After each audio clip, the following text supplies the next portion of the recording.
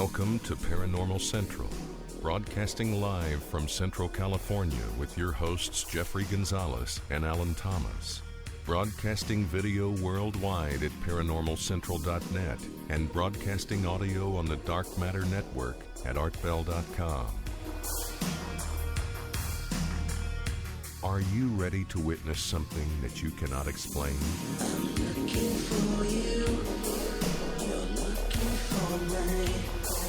We have to decide what it will be. Can it be true? Can I believe the unexplained? Look into the sky.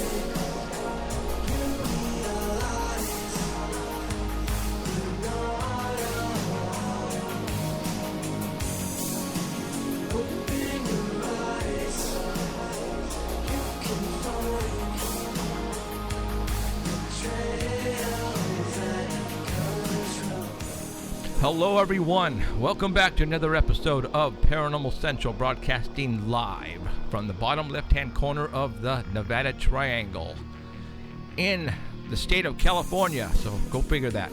My name is Jeffrey Gonzalez. I am your host for Paranormal Central. Been doing this show now going on 6-7 years. Glad you can join us. I'm also the founder of a group called the Sanger Paranormal Society. I'm not just a talk show host. I have been investigating the paranormal for a long time. It is one of my passions, and I enjoy it immensely. And I am finding a lot of stuff that I need to show you guys. And that's one of the reasons why I started doing this.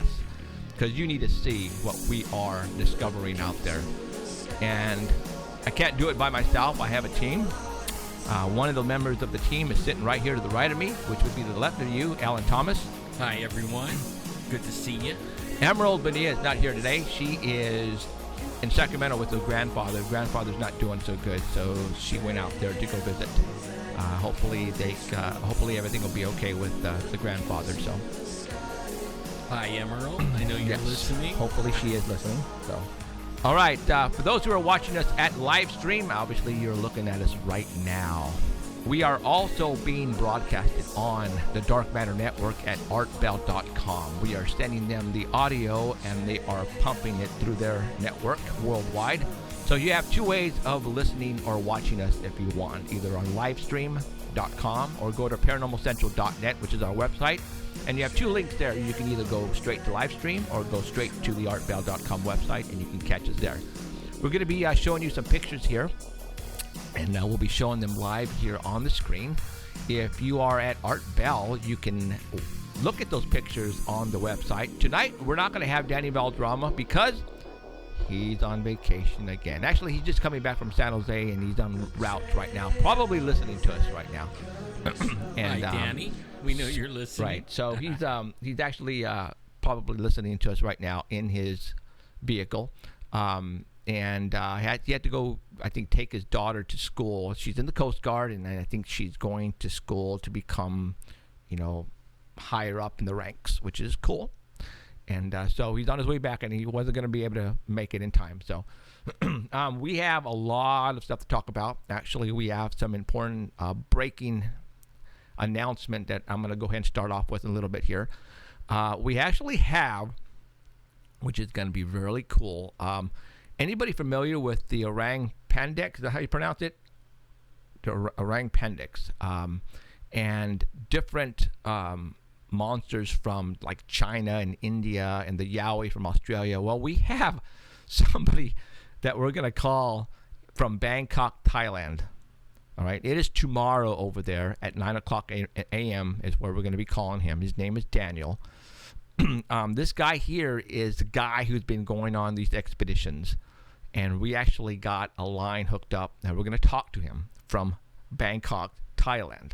All right, you guys, and I think this is going to be the first time he's actually ever done an interview. Maybe, I think we'll have to talk to him about that, but he actually heard that we were talking about one of his expeditions on the show about a month ago or 3 weeks ago, because Danny, Danny does a Squatch report, and he did a small report on his expedition. And somebody said, "Hey, dude, artbell.com has some of your pictures on the website." So he said, "Really? What?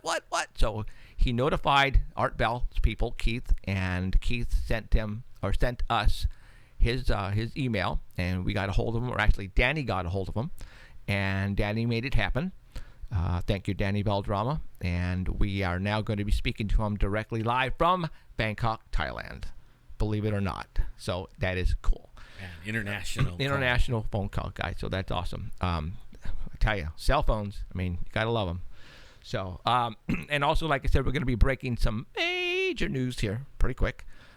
Also, remember last week, if you were here and you watched our show, I said that I was going to bring in that photograph that my mom had.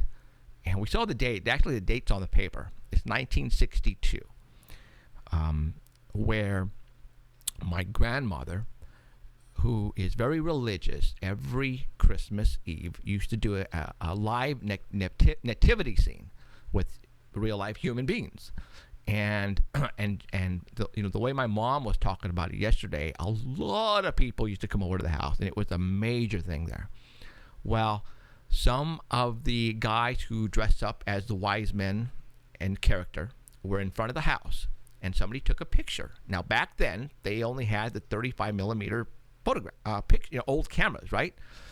So they snapped the picture, and on the date on the picture, and I'm going to show it to you. We actually scanned it into the computer system, so I'm going to show it to you. It says April 1960. I don't know if I can see it on here. It's awfully small. 62 or 63. 62, I'm pretty sure. And in the background, on the wood paneling of the house, behind the wise men, there is a face that appeared on the wood. And it's so small. Here's a picture. I'm gonna get out of this chair before I show it to you, and I'm gonna walk it in front of the camera so you can see this thing. Okay.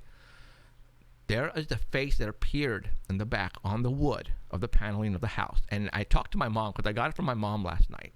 I said, "Okay, Mom," I go, "is this a picture hanging on the outside of the house?" And she laughed at me. She goes, "No, you don't hang pictures on the outside of the house."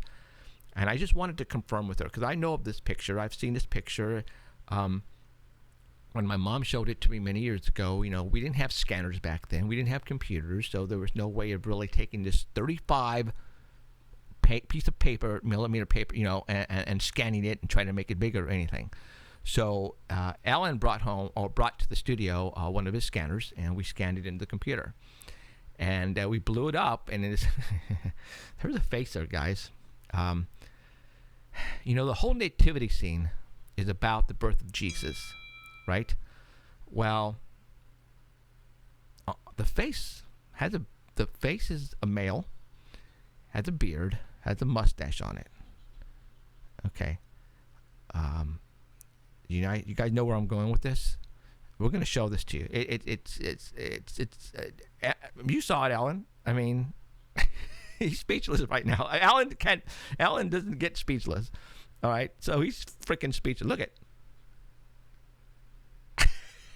All right, guys, I'm going to show this to you guys tonight. I think what we're going to do is, well, before I even go there. Okay, so we have some cool stuff that we're going to talk about and to show you. All right, tonight. So if you guys have some friends who like this type of stuff, then get on the dang phone and call them up right now and tell them to get on the show. Tell them to watch the show, because it's going to be one of those shows that I think it's going to blow some people's minds.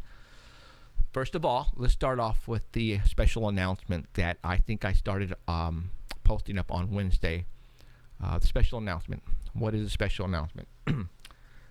Last Monday, and I told you last Sunday, the following day, which is Monday, that we were going to have a meeting with the Fox Network here in Fresno, California.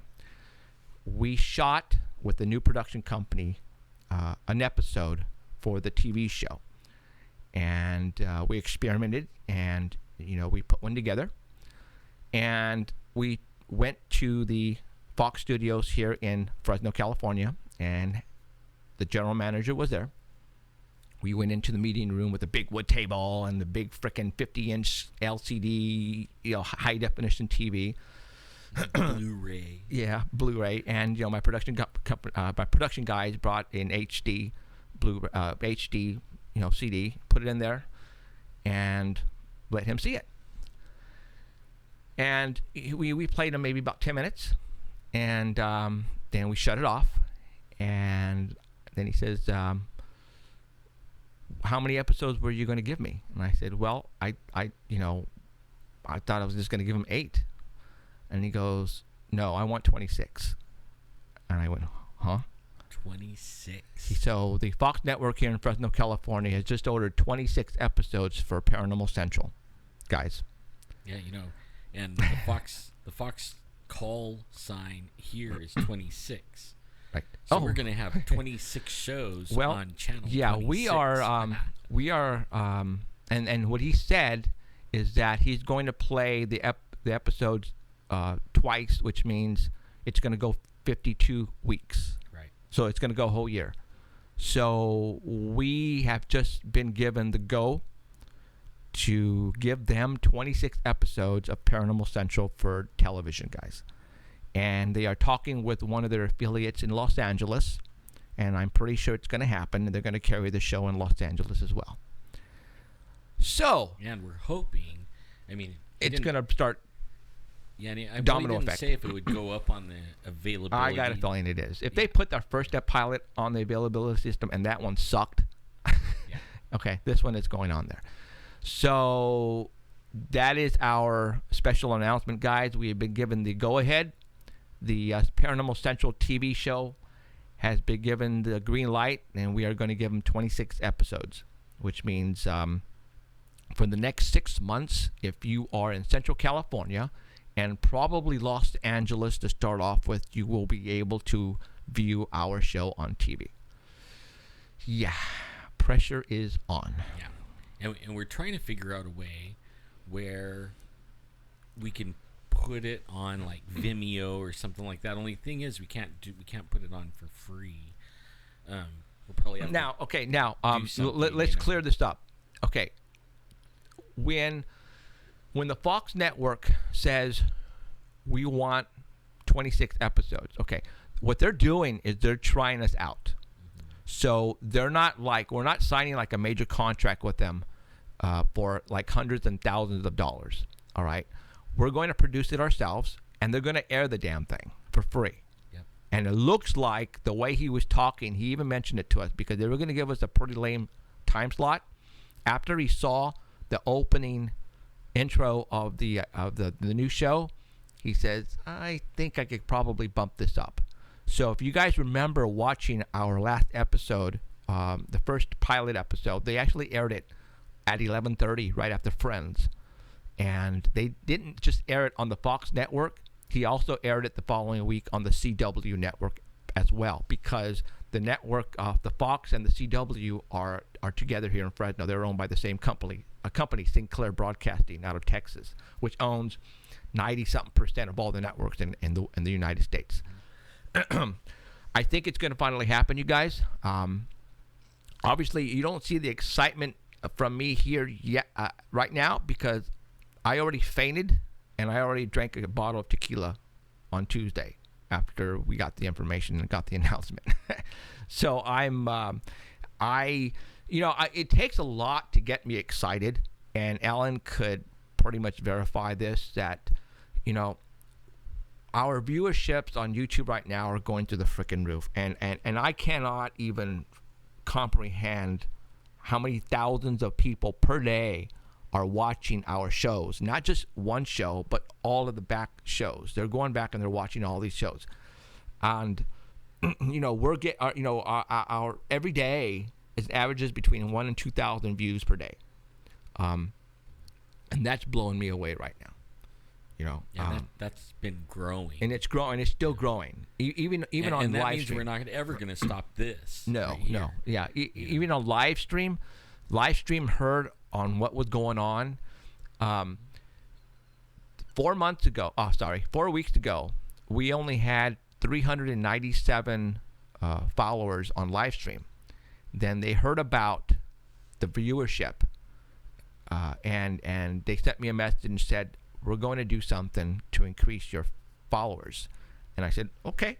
And I have no clue what they did, but now we're at 2,600 followers or subscribers, and it's increasing like almost 100 per day.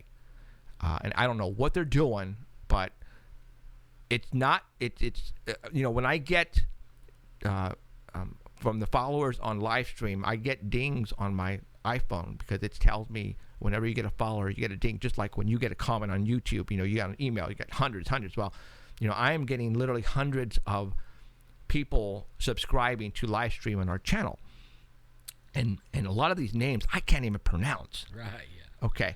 And I was telling Ellen this, and Ellen said, you know what? The same thing on YouTube. A lot of them are overseas. Yeah. A lot are overseas. And I don't know how they're finding out about us, and I don't really care. Well, all you guys in Saudi Arabia and over there, they listen. They actually have, where they can break it down in metrics. They're actually watching longer than any other country. Did you know that? Saudi Arabia. I don't know if it's our guys over there, that they're just kicking back and want to hear a little bit of home, and this kind of topic, or if it's actual Saudis listening. I have no idea, but I know a lot of the names. Right. I'm not even going to try to even say them because I don't want to hurt people's feelings. Yeah, it's incredible, guys. Even the Fox Network here has ordered a commercial from us. Right. A 20-second commercial. And they're going to play that for free to pump. Okay. You guys understand what we are saying here? They're going to air our show for free. And we're going to get probably a time slot that's equivalent to frickin' Jimmy Kimmel and Jimmy Fallon on late night TV. Yeah, locally here. Locally but only here. Still. We're going to be up against these guys. Come on. The general manager, when we went and sat and talked to him 5 months ago. Yeah. It came from his mouth because there was two other guys in there, and they were saying, what do you need to make this happen locally? What do you need? And obviously we need money. All right. I'm financing this by myself, you guys. Okay. And even the general manager, James Peck, right? James. Well, Mr. Peck. Okay, Mr. Peck. Jack Peck. Jack Peck. Mr. Peck. He says you can play the live show that we did at the Crest Theater. He looked at that and he says, this could go up against, and that was, I'm not tooting my horn. I'm not, my head is not going to explode, but he said, the passion that we have doing this, it's showing on freaking video because we're putting our soul, our life into this for you guys. All right. And they see it here at the Fox Network in Fresno, California. That's why. So we are going to give them 26 episodes, and there you go. So all those people in the central part of California and probably Los Angeles and Orange County will be able to see us live. All right. Now for all those other recorded live. We'll be doing it live. Oh yeah, it's recorded yeah. live, Right. So. Yeah. So that is our major announcement. That just doesn't happen. So we are honored and flattered that they're giving us this opportunity to prove ourselves, and we're going to do it. Okay. So that is our major announcement. I'm speechless on that one. It's so amazing. In fact, I was telling Jeffrey when I sat down, I go, I wanted a couple of minutes, and I'll take that couple minutes.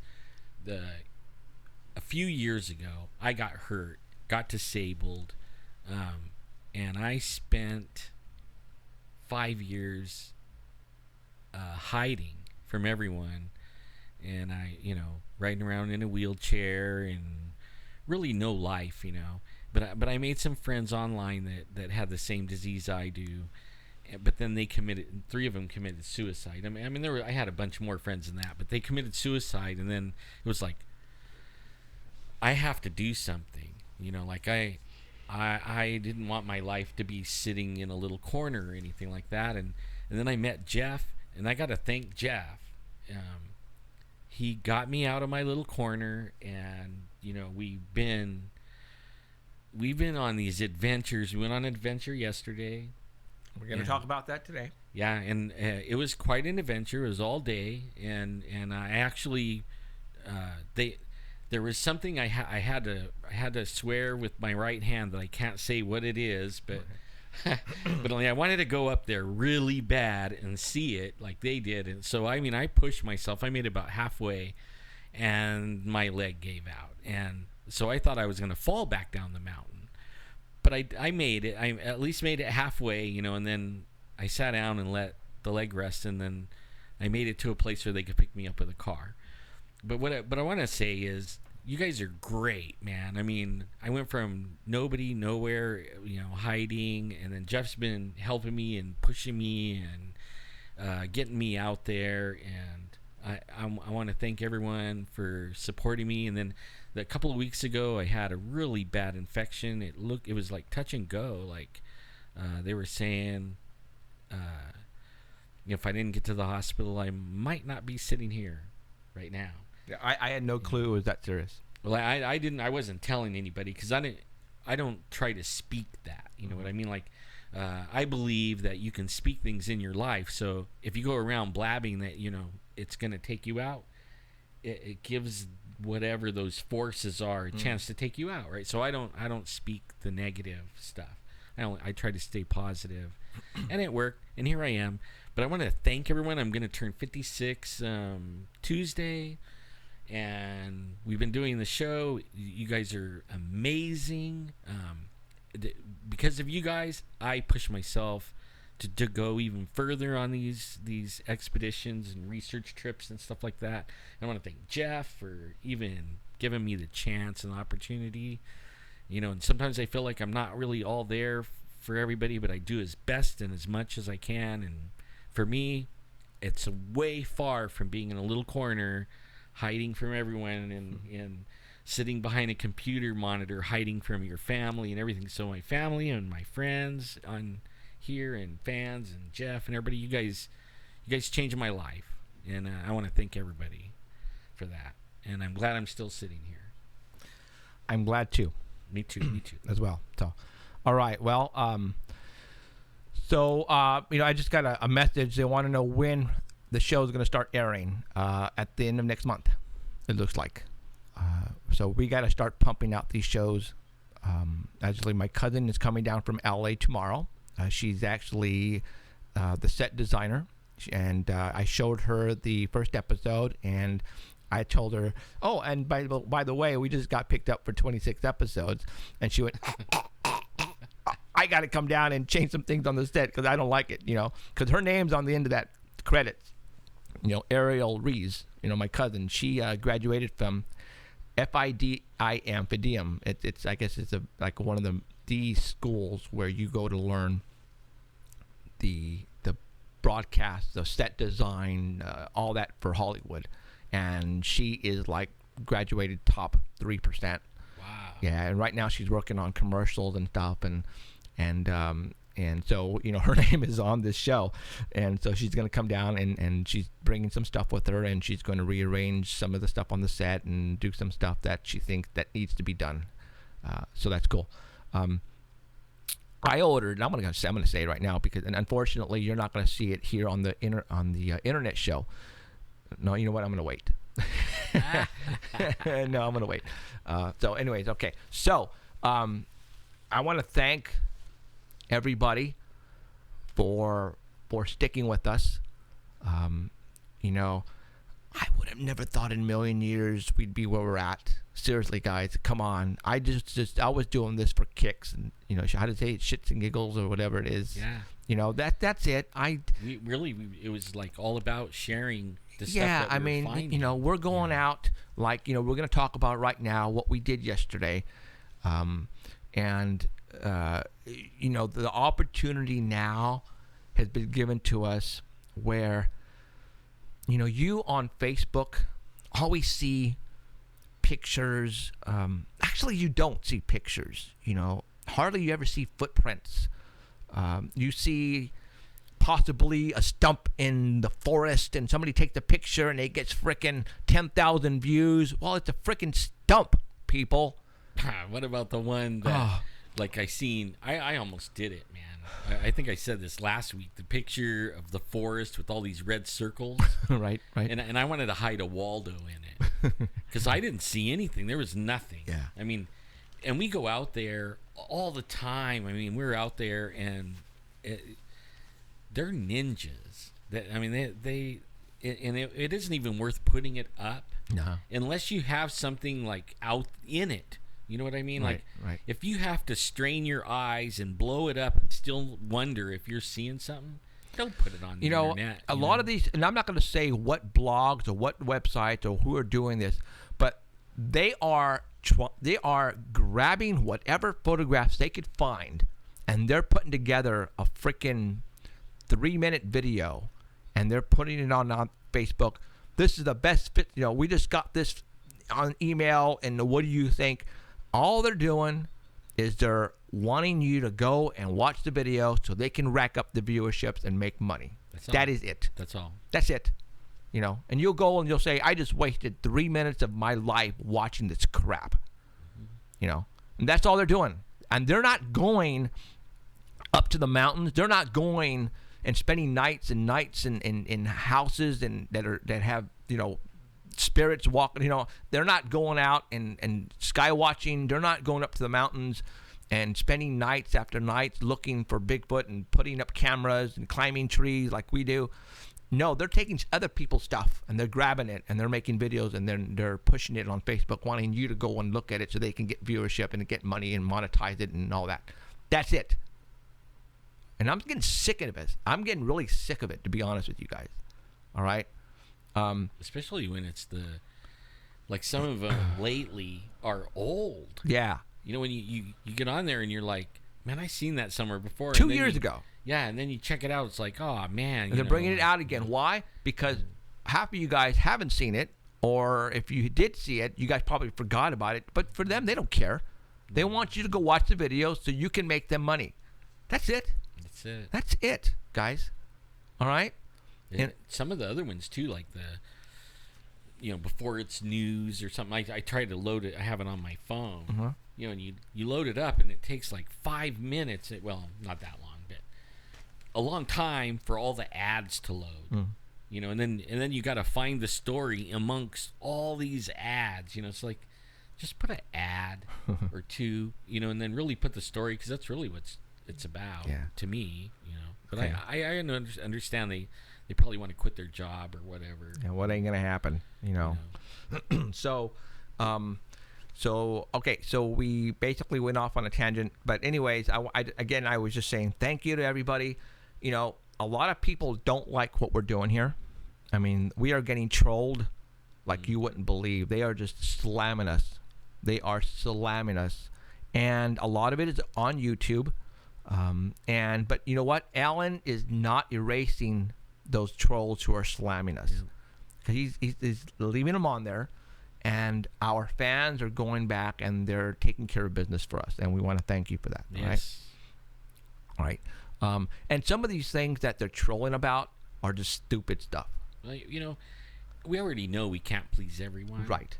So we're just bringing it what we got, and we're doing the best we can, and that's all we got, because we're giving it 110%. But apparently it's working. Yeah. Whatever we're doing, it's working, because the viewerships on YouTube and on live stream is speaking for itself. It's speaking for itself. We have a whole new thing coming. I mean, we're going to be bringing stuff where we're bringing cameras. We're going to bring cameras on our field trips. Right. And we'll be able, on our internet show clips, little clips. It'll be mostly for TV. Once it airs, then we might be able to show a clip or two here and talk about it. It's going to be cool. Now, I got to sit down with the production company and find out how much 26 episodes is going to cost, because we're talking hour shows here. But what's kind of cool though, some money. All right. So what's kind of cool though is that I feel if God willing and it works out, that maybe right around summer, Hollywood's going to take notice, because you just don't get the opportunity to put a TV show on TV for free.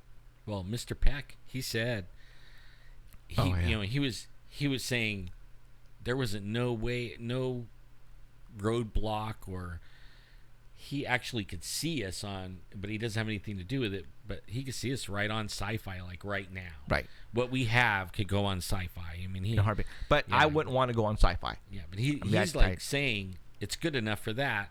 That's why he's giving you airtime for free. Right. He's like, it's good enough for that. It's good enough for me, and I'm going to run it. Right. But no, I wouldn't go on Sci-Fi. If they offered me a show on Sci-Fi, I would have to decline. Because everything on Sci-Fi, to me, is sci-fi. It's science fiction. Yeah. What we are going to provide you here is not science fiction. It's the real SHIT. Yeah, it's more like Nat Geo. Okay, it's the real stuff. We're not going to be a reality show. All right, we're not a reality show, guys. What I planned on this show is going to frickin' blow you out of the frickin' water. I've already got the first 2 or 3 episodes already lined up. I'm going to frickin' blow you out of the water. All right? I'm going to make you go, and I'm going to make you go speechless. And for all you trolls, you can kiss my you-know-what, but I'm going to blow you guys away. I am, and that's my intent.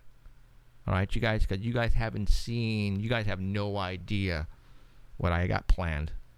I mean, you think what we have behind us is cool? Okay? I'm having a freaking blast, and I'm going to still continue to put 150% of this in my heart and soul into this thing. And I want you guys to come back every freaking week. All right? I'm going to blow you guys away. I haven't even begun. Oh, my God. You guys have no idea. No idea. It's going to be fun. No idea. So, all right. All right, let's go. Let's continue. Let's just go. Yeah, you know what? We're going to call Bangkok, Thailand at the top of the hour at 6 o'clock our time in 30 minutes. I'm going to call Bangkok, Thailand, and we're going to talk to Daniel. And we're going to talk to him about the expeditions he's been doing in China, in India, in Australia, and wherever the Orang Pendek is. I believe it might. Well, Bangkok, Thailand. Malaysia? Yeah, Malaysia, maybe? Yeah. So we're going to talk to him live tomorrow morning from Bangkok, Thailand. So that's crazy. All right. Right now, what I'm going to do is I'm going to continue to blow your freaking socks off. As a matter of fact, I think I'm going to use this picture on one as an episode for the TV show. All right, I'm going to get out. Okay, right now what I'm going to do is I'm going to get out of my freaking chair. I'm going to get my picture. I'm going to walk around Alan, and I'm going to put the picture right in front of the camera because that's what I'm going to show you. I'm going to show it to you how genuine it is. Okay, hold on. Here we go. Hold on. I'm going to unplug myself. Yeah, it's the real deal. It's an old photograph. I mean, like, I got it from my mom last night. I went to the house. I think what did you say? What year? 60. Oh, jeez. 62. 63. 63. So I was 4 years old. I wasn't born yet.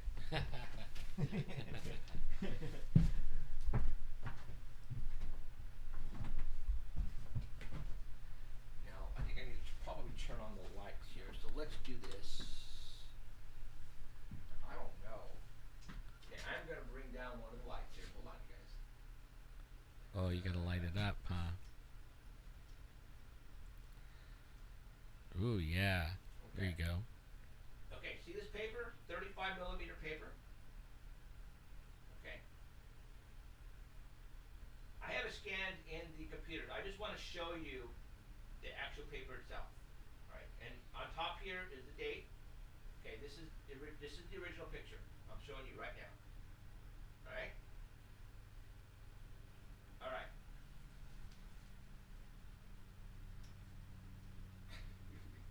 Okay.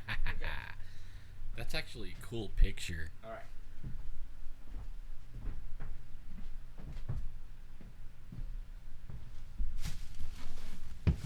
All right. Prepare to get blown away. You guys ready? I made Alan speechless a little while ago. Alan went with me to my parents' house yesterday after our little excursion and to go pick it up. I called my mom. I said, "Mom, you know that picture?" And she goes, "Yeah, I'm coming over to pick it up." She goes, huh? Yes, I'm coming over to pick it up. I'm going to show it on my show. She goes, okay, let me go find it. I know she knows where it was, so, but okay. We scanned the picture before the show and into the computer system.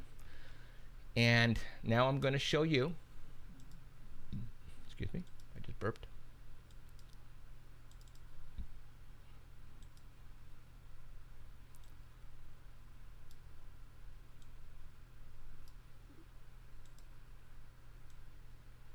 Okay, there is the, let's do that. Okay, there's the photograph. Again, what this is my grandma, they were even doing this before they moved to Sanger, California, where I was born and raised, is they used to get together and do a live nativity scene. Us Mexicans are really into that type of stuff, all right? And they used to do it. And here's a picture of, how's it coming out? Can you see it? Okay. Yeah, it just came on. It just came on? Okay.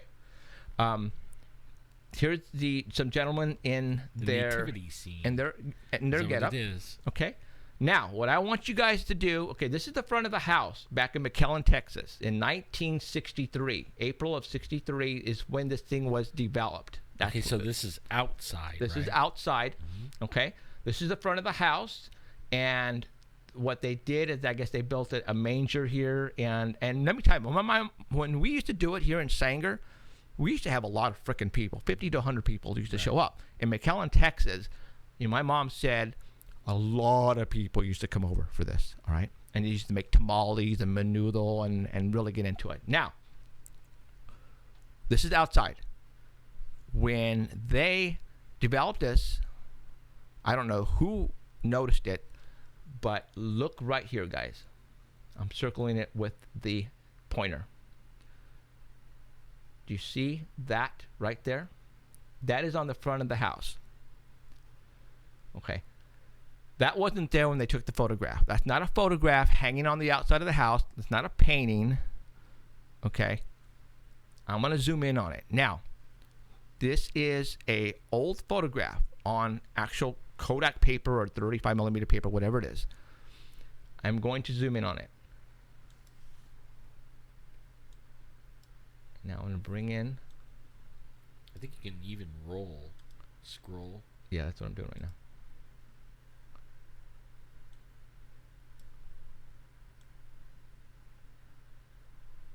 Did you guys see that?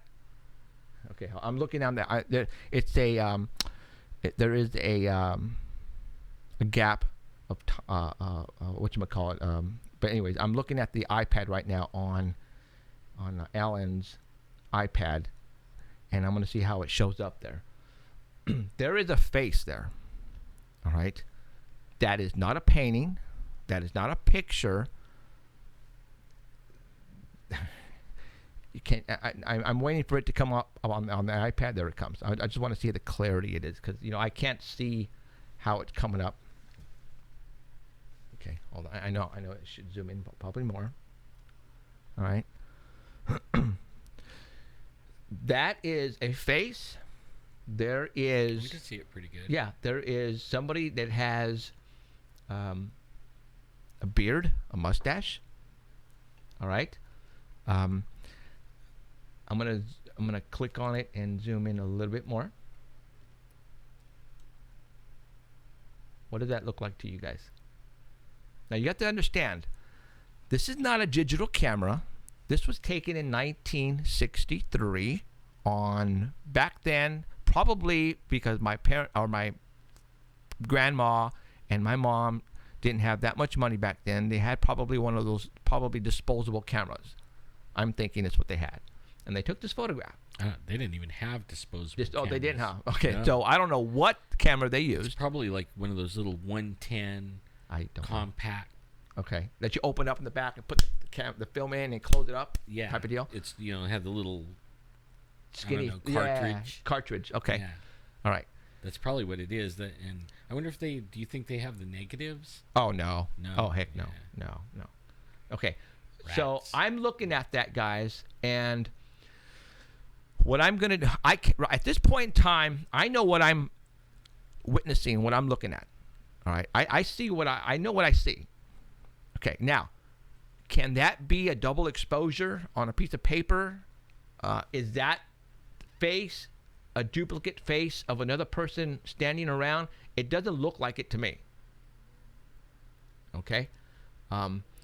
So that's about as clear. I mean, I scanned it at the highest resolution. Now, this is what we're going to do, guys. You guys all know who Mickey Burrow is. We had him on the show. He is our forensic expert, photography expert, works for law enforcement, CSI guy. I'm going to give him this photograph, and I'm going to let him scan it, and I'm going to let him work on it to see if he can bring out the detail in it. We're going to use this as an episode for TV, because if he can clear that up and pull up a face, I mean, I'm looking at a person's face. I am looking at eyes, mustache, beard. Obviously, it's very distorted, blurry. Yeah, it's blurry to us. Oh, yeah. Yeah, in the chat they said it's blurry. Oh, yeah. That obviously, it's blurry, guys. That's what we see, too. We it's couldn't blurry. Focus it. Yeah, there's no way we can focus it any better than this. You got to remember, it's off of a 35 millimeter piece of paper. And, really, it might be blurry. You know what I mean? If it's not real, it's just some kind of entity thing. It might have been blurry. I don't know. Again, but I'm telling you right now, my mom said this is not a painting. This is not a picture that they hung on the outside of the front of the house. This just appeared out of nowhere, and they noticed it and said, "Whoa!" All right, now I'm not going to say what I think it is, because I don't. But I see a human male's face there. I do. All right, that's what I see right there on the front of the house. All right, this is the stuff that I want to bring to you guys on our show. Remember I said several weeks ago, I'm sure there are people out there who have photographs that are underneath their underwear drawer, stuck away in a little plastic baggie, sitting there, just waiting to be discovered. This is the stuff that I want to bring out and show everybody, so other people could go, hey, maybe we ought to send them our picture, or send them a copy of our picture and see if they could blow it up, or see what it is. That's what our intent is here. Because you're not going to see this anywhere else. This is from my mom, my grandma, who's now died. But this, they're not, my parents, well, my mom back then, who I wasn't even born. I was born in 1966. This was in McAllen, Texas, way before I was born. All right, they're not going to put up a hoax. They're not going to. How can they hoax this? What would be the purpose of hoaxing something like this? All right, there isn't. There is no way. Now, I see a face on there. I do. I see a face. All right, Alan, do you see a face? Yeah. Okay. Yeah, you see a face. Now. Yeah, I could see one eye real good and the lips. Yeah, I see. Really, really I see a beard. I see a mustache. I see it has long hair down to right about the chin area. That's what I see. Now, I could probably see it here clearer than what you guys see on the internet right now. I'm gonna go ahead and zoom in just a little bit closer for you guys. Let me move the framing a little bit for you guys.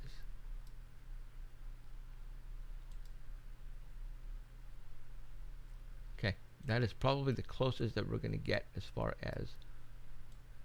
Right. Now, what do you see? There is a time gap, because it's got to go since it's. Yeah, I just zoomed in. Is that zoomed in all the way? Yeah, I guess it is. So okay. So anyways, I think that's cool. Now, is it some type of a double exposure back then on one of those cameras? I don't know. Mickey Burrow is going to be able to tell us that. Yeah, it almost looks like an orb with a face in it. You know how they have orbs with faces on it? Yeah, it almost looks like that, kind of like it is an orb. Right. But it's definitely has a face. Okay. See, look at. I just got a text from a guy named Ryan. Says, Jeff, I've got a photo you have got to see. Well, that's the whole freaking idea. Yeah. Okay?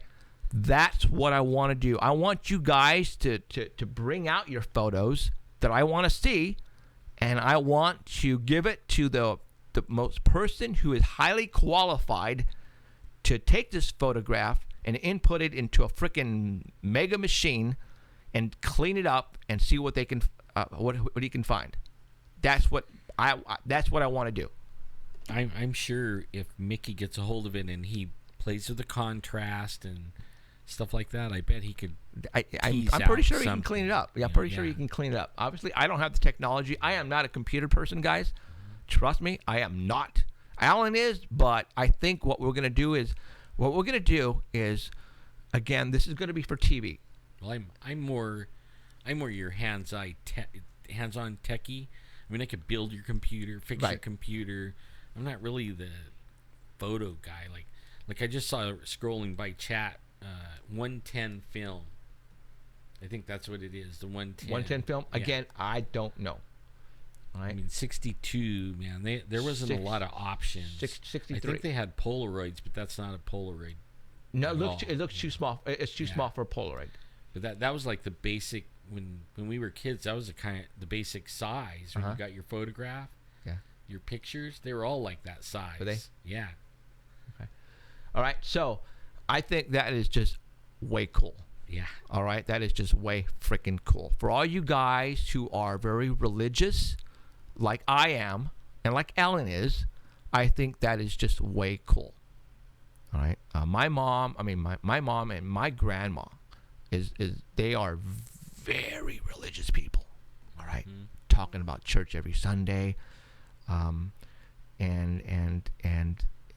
you know, my mom, this is not fake. What?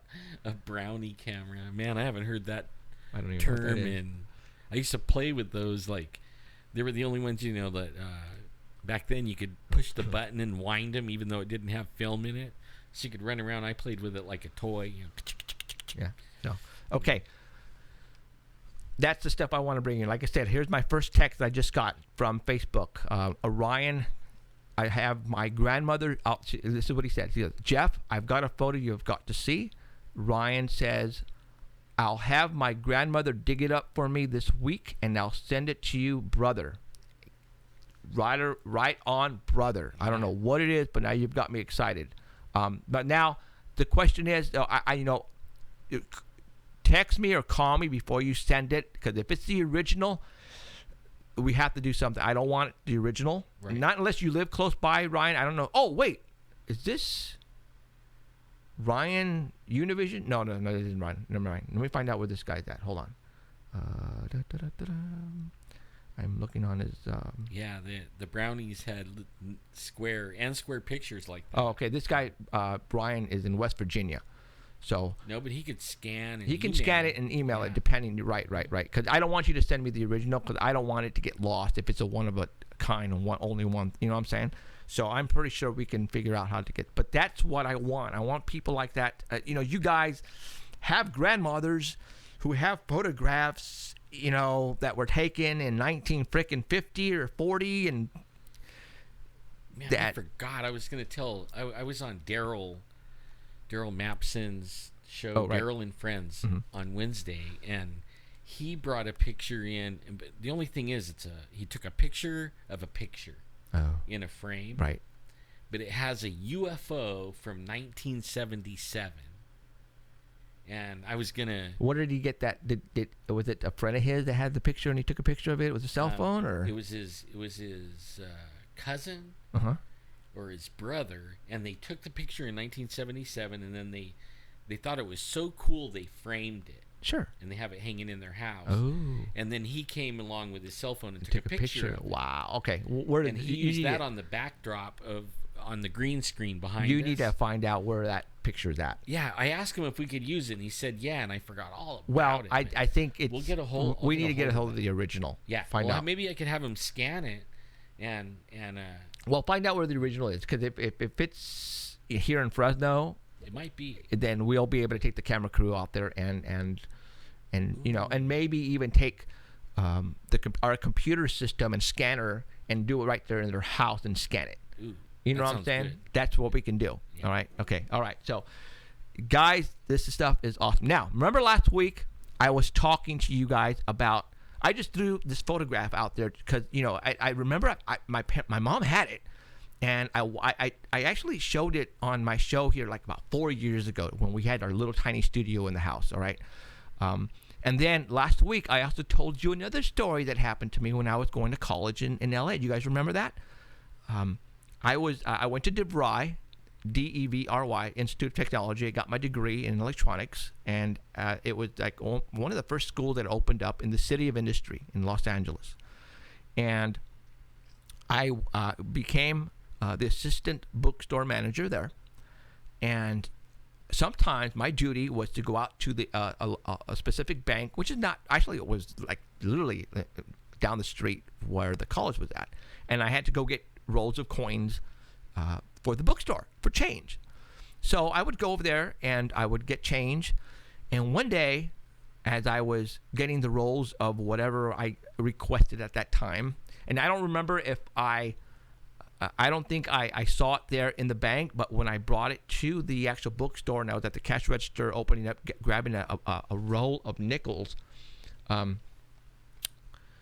grabbed a roll of nickels, and something that was written on there caught my attention really quick. All right. I was born and raised here in Fresno, California.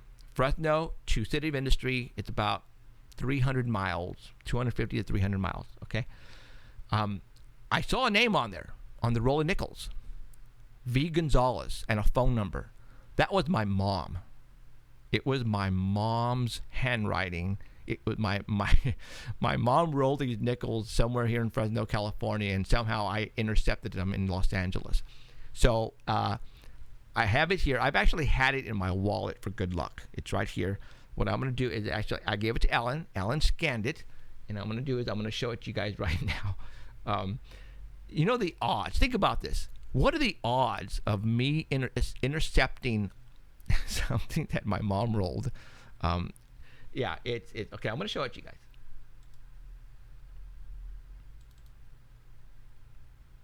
And boom. And let me open it up. And there it is, guys. Okay, and there's even a date on here, 4/24/81. When I intercepted these roll of nickels, it was because I went to college in 84 and 88. So, this roll of nickels, when they printed up the actual roll of nickels, maybe that's the date on there. I don't know. But V. Gonzalez is my mom, and that's my mom's home phone number right there. Now, I'm hoping that you guys aren't going to call them and crank call them. But the last number there, I'm not going to tell you what it is, but or give you the zip code, or not zip code, but the area code. But that is my mom's handwriting and her phone number and her name. Because back then, when you used to roll up the nickels, they required you to put your name on there. Just so that if you're short a nickel or two, or you faked them out, They'll charge it to your account in the bank. All right. Now you can't. They don't even take them. They don't. Oh no! They dump it all in that coin machine, and it adds it up on all that. My granddaughter spent like a whole day rolling this big jug. Of oh my pennies. gosh! You don't have to do that anymore. And then I took them in there, and the lady's like, "Could you dump them?" It's like, oh man. So, see, Paranormal Central. Me intercepting this roll of nickels is not normal. No, that's supernatural. That's like, yeah, supernatural. Yeah, that's not normal. Happen. That's paranormal. That doesn't happen, you guys. You know what the odds are of getting a roll of nickels from your mom that she rolled, 400 miles away or something like that, right. And then you open it up maybe even a couple of years later after she even rolled it. Man. So that's what this show is all about. I'm going to bring you stuff like this that are going to go, whoa, are you kidding me? And you guys, for those who know me, all right, I am not going to bullshit any of this stuff. Excuse my language. But you will never, ever see me fibbing, lying. Everything you see here is going to be 150 million% the truth. I am not going to be some guy on a reality show faking stuff up to bring you guys back every week. That's bull crap. All right? That is just strictly bull freaking crap. That's not my show. I'm not going to do that here. All right? I'm going to put a good show on for you guys, and I'm going to show you some real stuff like what I just showed you right now, and I'm going to blow you guys away. I haven't even started. All right? This is the stuff that I want to do to you guys, all right? And I hope you guys like it and enjoy it because... Well, I'm hoping that all you guys... I know for a fact there's probably half of you listening have some cool pictures. Oh, yeah. We already got... I just got a message, all right, from somebody in West Virginia. Jeff, you have to see my grandmother's picture. Well, show it to me, Ryan. I bet there's a lot of people that have... Or old movies or videos or that whatever. have something in there. Yeah. And I would love to see him. We'll have you on the show. I mean, we love... Isn't that cool, like finding old stuff like that picture in 1962? Right. I mean, come on. That is freaking awesome. There's somebody calling in from northern Los Angeles right now. I can't answer it because we are going to be calling Bangkok, Thailand, and talking to Daniel. So, and I don't know why it's 805 area code northern Los Angeles. So, if it's important, can you please... If anybody wants to call me or send me a message, go to our website, paranormalcentral.net. And there's a form on there that Alan put together. I think it's like contact us. Contact us. Yeah. All right. It's really easy, dude. I mean, you got to put your name, your email, and whatever you want to tell me. Send it to me. All right. And I will personally get it.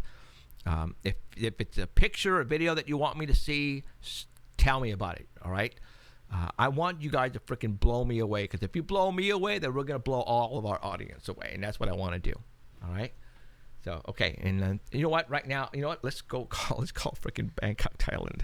Can't believe I'm going to do this right now. Okay, What obviously. time is it? It's top of the hour. Oh, right on. It's time. Yeah. All right. This is going to be cool. I was looking at some of the pictures. This guy's been all over the world chasing these monsters, hominids. Monsters. All right, here we go. The Orang Pendek actually means little man. I was looking at, doing a little research on it. All right, so it means little man. 0, I thought it meant 11 orang for international. Orangutan, Don't say his number. No. He'll start getting calls. How come I'm not even hearing that though right now? 11.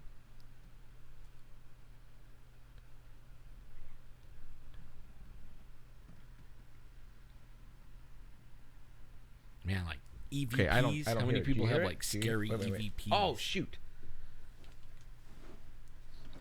I got to take my case off because I'm using my personal phone on this one. Oh.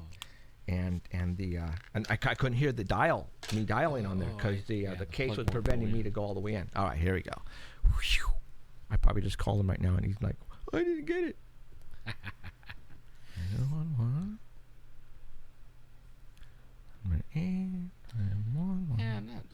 I put EVPs, not egos. I didn't mean egos. EVPs. Everybody knows what that is. Electronic voice. Okay, hold on. How come I don't hear it? I don't hear it either. Good morning. Hello, Daniel. Hello, it's me. Okay, hold Hi, on. Daniel. Let me crank up the volume here. Okay, talk to me. Can you hear me? All right, there you go. All right, Daniel. Good morning. Yes. Did you have a good morning? How are you guys? Good. Did you have a good sleep? Yeah, it's actually quite warm here in Bangkok, around 80 degrees right now. 80 degrees, man. Oh my God. Is it humid? And sunny. Is it humid? Sorry? No, it's actually clear right now, sunny. Is it? Right on. So, all right. Well, thank you very much for coming on the show. I appreciate it. How you heard? I guess someone called you. Someone notified you that we were talking about you a couple of weeks ago on our show, right? Well, what happened is I sent out a short press release to Cryptomundo website. Okay. And they posted it, so I did some more research, and I found my name connected with the radio show. Okay. So I clicked that on the internet, and it had your radio show there, and it had my photos. Right so on. I figured I'd contact you guys. Right to on. give you guys more information on the expedition. Cool deal. Okay. Well, right on. Okay, so let's go ahead and talk about you. First of all, you're from Canada, right? Well, long story. Originally from Vancouver, BC. Okay. But then I spent about 15 years in Europe. And since 2009, I've been living in Asia. Got it. And what are you doing over there? Well, actually, I'm a PE teacher. You're a PE I teacher. teach physical education. That's right. I teach phys ed and health ed. Wow. And what are the ages? Are you like elementary, junior high, or? Yeah, right now I'm elementary, so it's anywhere from 3 to about 11 years of age. Right on. Cool. So what got you involved in crypto? Well, the thing is, I grew up in British Columbia, right? So Okay. that kind of stuff that's always been there. You know, Bigfoot, Sasquatch, sea serpents, lake monsters. So I was exposed to that back in the late 70s as a kid. Right on. Okay. So it's something I've always been thinking about. And when I moved to Asia, I figured, why not start investigating some of these Asian ones, these Asian cryptids? Sure. That's And awesome. they have. So I did my first expedition in 2008. I went to southern Malaysia to Okay. investigate what's known as the Orang Pendek, the Malaysian Bigfoot. So that was my first investigation back in 2008. And I've been doing one or two each year since then. Wow, that's cool. Okay, so right now you've been on what 3 or 4 expeditions, right? In terms of Orang Pendek, this is my 4th expedition. It's 4th. Okay. Now and the orange that's in Malaysia, correct? Sorry, Orang Pendek is in Indonesia. Okay. Okay, on the island of Sumatra. Ah. Okay. Okay, there's a couple of other orangs around the area. There's Orang Mawar, there's also Orang Kerdil, Orang Gorian. But this one I've been investigating, which is quite well known internationally, is on the island of Sumatra in Indonesia. Right on. Okay. Cool. Okay. All right. Well, let's get into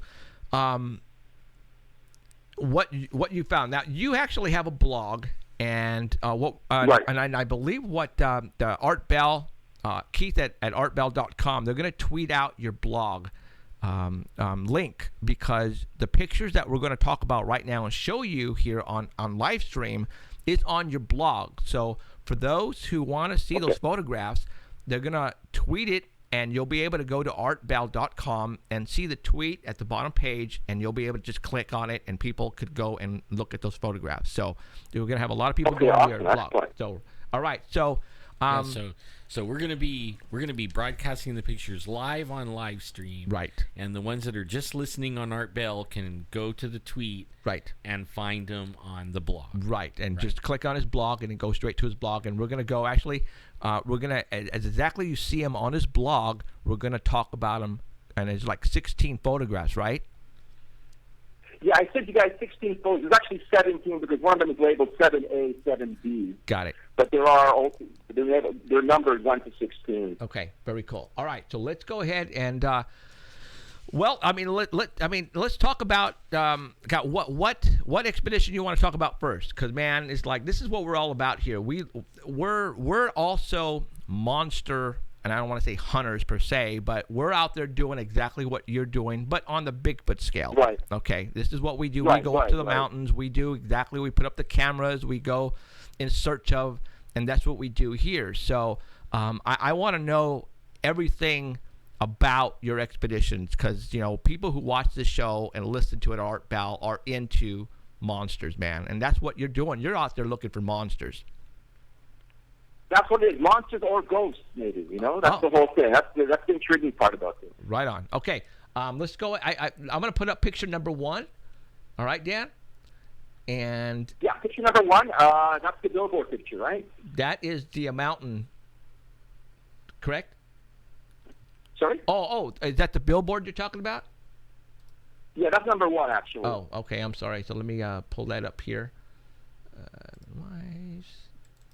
Okay, got it. Yeah. So just to give you guys some background information, a lot of the activity in the past, 20, 30 years has been centered around this lake.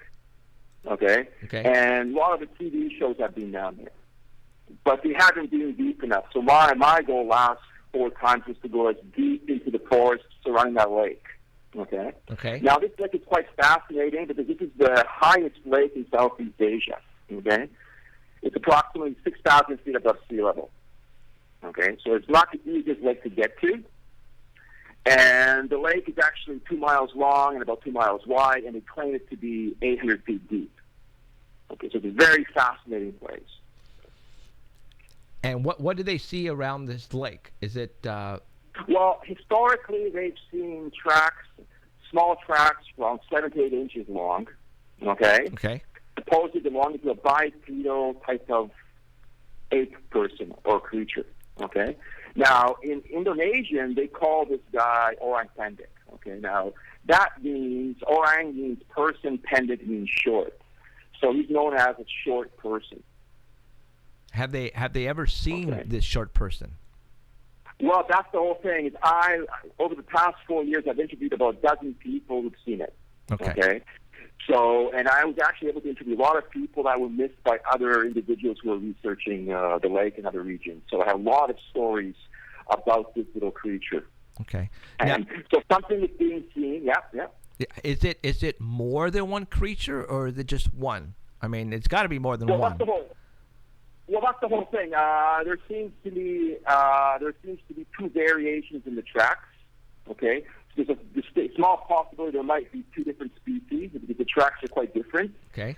But apparently, most of the sightings are of one creature. Okay. Now, I did interview one individual who said he saw 2 of them, which is a rarity. Okay, to see 2 of these together. But most of the sightings are of one creature, usually hanging around the lake or around some plantation in the jungle. Cool. All right. What picture next do you want me to put up? Yeah, you can put the next picture, number 2. I'm hoping that. And what picture? Describe the picture to me to make sure I have it right up here. It's just basically Misty Mountain. Oh, okay. I know which one that is then. Oh no. Hold on here.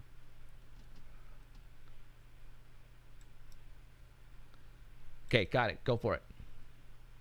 Yeah, once again, this lake is called Danau Gunung Tujuh. The English translation is Lake of 7 Peaks. Okay, so this lake is surrounded by 7 peaks, and the peak that you see in that picture is peak number 7. That's the highest peak, and that's approximately 8,800 feet above sea level. Okay, so most of my research has been focused around that peak 7. Okay, a lot of the historical sightings when we talk to some of the villagers have come from that region. So each time I've been there, I've tried to focus on that area, around Peak 7, the valleys around that area. Now, do they see more than just the orang pendeks? I mean, is there other type of creatures that they witnessed as well? I mean, any type of flying creatures? Well, no, basically, this is considered the home of Orang Pendek, this lake. Okay. So historically, the Indonesians, that area, they consider to be home. But there are other things in Indonesia. For example, if you go closer to the coast, they have something known as the Orang Bunian, which is more like a human dwarf that lives in villages. But they say that's a spirit. So that's a completely different story, though. But Orang Pendek is basically hangs around this area, also the volcano, and also another lake which is further south. Okay. But most of the activity has been around this lake for quite a few years now. Very cool. Okay, very cool. All right, what picture next? There's picture 3. It's also a picture of Peak 7, though a little bit of forest in front of it. That's labeled number 3. Okay, I'm going to say this one here. Okay. I got that up. So once again, that area, that's the foreground area, that's kind of near the campsite where there's been some sightings. Well, we actually found some tracks there in 2011. Some of the villagers claim to have seen something in that area as well quite a few years ago. So there's been a lot of activity around that campsite historically. Now, the tracks. Now, the tracks that people are finding, are they just Bigfoot tracks are pretty human looking, but they're just awfully large. Now, if this guy is small, like you're saying, did they have regular 5 toes on them? I mean. Okay, well, this is the thing. There's 2 variations to the tracks. Okay. There's one track which is very ape-like, which has what's called divergent hallux, meaning the toe sticks out to the side. Oh. Okay? So that track has, those tracks have the toe out to the side, and then higher up they have toes, and they have a kind of a pronounced round heel. Okay? Okay. And they're very similar to what I would describe as a Siamang gibbon track. Okay, but bigger. Now, the second variation, which I was talking to a lot of eyewitnesses, is a more of a human track where the toe is alongside the other toes, but the front of the foot is extremely wide, and it narrows very dramatically to a kind of small, narrow heel. Interesting. Okay. So obviously, Yeah, so basically... So obviously, they're not witnessing or they're not looking at regular human, footprints, because they can tell this is not a human footprint. No, and the really bizarre thing, when you talk to these guys are hunters, trappers, fishing, and living 30 years in the jungle. Right. Now, the very bizarre thing about the Orang Pendek is they often call him Orang Pendek kaki turbalik. Now, kaki turbalik means feet turned backwards. Huh. Okay? Okay. And this is very strange because I talked to two individuals. These guys are living near the lake for almost 40 years. These are experienced trackers. They hunt, they hunt deer, they hunt wild boar. And they were saying that the tracks, the heels are pointing forwards and the toes are going backwards in relation to the direction of the creature moving. What? Okay, that's weird. So that's very strange. And this is coming from experience, like I said, woodmen, hunters. Right. And those guys... So they saw this thing moving away, yeah. And those guys would know. Yeah, they have to hunt to eat. This is very bizarre, and when you hear it coming from experienced woodsmen, you kind of believe it, Right. Yeah. Right. Wow. Okay. All right. Next picture, Daniel. Next picture, I think, is picture number 4. This is just a field scan shot from my game camera. Oh. Okay. Let me see. I'm going to say. Yeah, number 4. It's a Bushnell camera. It's a field scan shot, and I think the time is like 5:15 p.m. 5:15. Okay, hold on. There's a couple of them here. For some reason, they did not come in order like I thought they would be. So, okay. Describe the actual picture for me. It's basically just a photo of the lake shore. Once again, an area where there's been activity historically near the campsite. It's basically just a jungle, a little beach with lots of logs on it. And what I usually do now to get a better view of the area, I use what they call the field scan mode. Okay, so I can cover a larger periphery, so I'll be shooting off photos, every 5 minutes of the area in case someone does walk by that's out of range for the sensors. Okay. Okay. Well, I got one up. Okay. What other picture you want? You want to talk about this photograph or? Is that the field scan one? I'm trying to locate that. 5:15. Right Okay, here it is. Found it. Yeah. Okay. Yeah, it's 5:15 at the bottom there. Yeah. So once again, this is a field scan shot from an area where there's been noted activity historically when I talked to the local fishermen and so on. So I set up cameras there, and also in 2011 we found tracks in that area. Apparently something that walked out of the creek and left kind of a wet footprint on the sand, on the gravel there. So I figured I'd put a camera up there for a couple of days as well. Cool. What type of animals live in this environment here? Well, this area is famous for the Sumatran tiger. Oh. Wow. Okay, so this area, and Sumatran tigers are extremely rare. Historically, there's a large population of tigers on the lake, but over the years, there's less and less. And even when I was there the first time, 2011, 2012, we found a lot of tiger pug marks, on the various beaches in the jungle. This time around, we didn't really find any tiger tracks, so maybe they moved further into the jungle. But tigers are the apex predator in that area. There's also several tapirs. Okay, there's tapirs there, and there's also several forms of monkeys. Siamang gibbons being the most famous one. Wow. As well as various languages as well. Sure. So yeah, so there's actually a lot of wildlife in this area, and especially the gibbons. You can hear them all day, basically, doing their stuff in their trees. So it's quite beautiful to hear that. Cool deal. Okay, next picture. Next picture is the diagram of an Orang Pendek, picture number 5. Got it. All right, got it. Okay, this was drawn by my father a few years ago, so we're going to have to update it a little bit. But basically, this is what we're kind of looking at. We're looking at something that's around 3.5 feet tall, okay? Some reports saying up to 5 feet, but most of the reports, or most of the eyewitnesses said it was very, very short, so their waist height. So we're looking at something about 3.5 feet. Other things to know is incredibly wide shoulders. Okay, so it has almost like a bodybuilder, incredibly wide shoulders, apparently 50% wider than that of a normal person. Another very common observation, it has almost like a pot belly. Okay, so it has kind of a thick midsection, slightly protruding stomach, and this might be a result because maybe it's an omnivore. Eats a lot of grass, eats a lot of leaves. Right. Now I'm noticing the feet. The feet here. I think we might have to adjust those feet a little bit. The feet might be a little bit large in this photo, but generally the feet, like I said, there's two versions. One where the toe is sticking out, and one where the toe is more up front and the heel is very, very pointed. So, like I said, there's two variations to that, which might suggest two different animals. Okay. Another interesting thing is also the color. There's a lot of color variation. Okay. Some guys say it's kind of orangey color, like an orangutan. Some people say light brown, some say black, and one guy actually said it was dark gray in color, which might have been an older individual. We're not sure. Right. So these things are, they have families just like Bigfoots. You have your grandparents and your kids and your adults, and because obviously they have to reproduce if people keep seeing them, right? Well, that's the whole thing. Is this area big enough to hold a breeding population? And like I said, only one person I've talked to, I've seen two of them. Okay. He apparently saw a couple, but this is like in 1980. Okay. We saw a couple strolling through a clearing in the deep jungle. But everybody else has only seen one individual. You always see like one. Okay. And the other strange thing is these people have only seen it once or twice during their entire lifetimes. Okay? So a lot of times you'll hear on various websites that you've seen regular in the plantation. That's not really true. These things are seen incredibly rarely.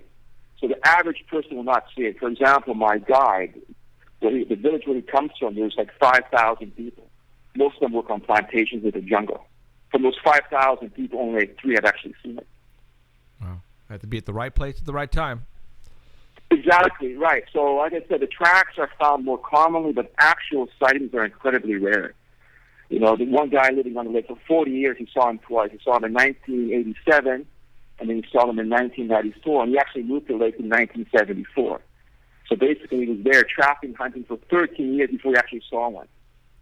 Cool. So sightings are very, very rare. So you got to be incredibly lucky to see one. Yeah. Incredibly lucky. Very lucky. So, okay, next picture.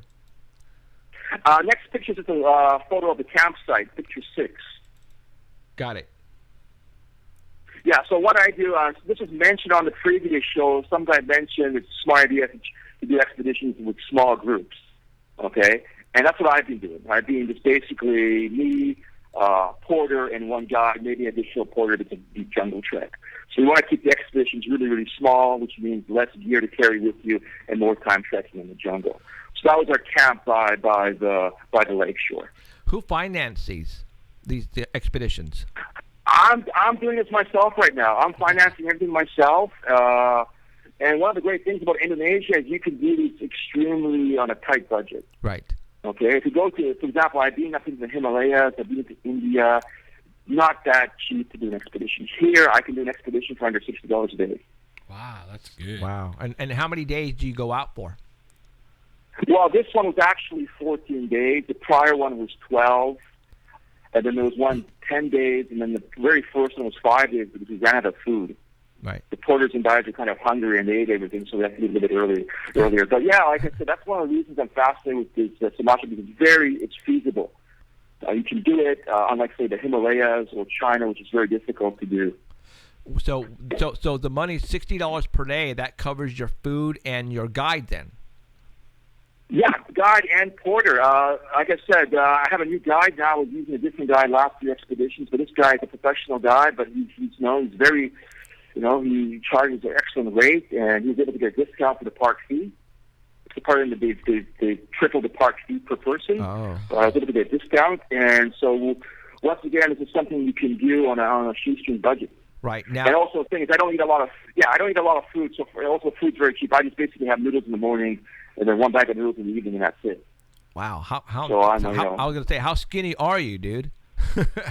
I'm not skinny. I was coming a few pounds heavier, I was coming, so I lost about 7 pounds on this trek, in Right. 12 days. So Yeah, it wasn't that extreme, but it's always good to come in, a few pounds extra, right. just So in case there's emergency. So you pile up the pounds before you go on an expedition, right?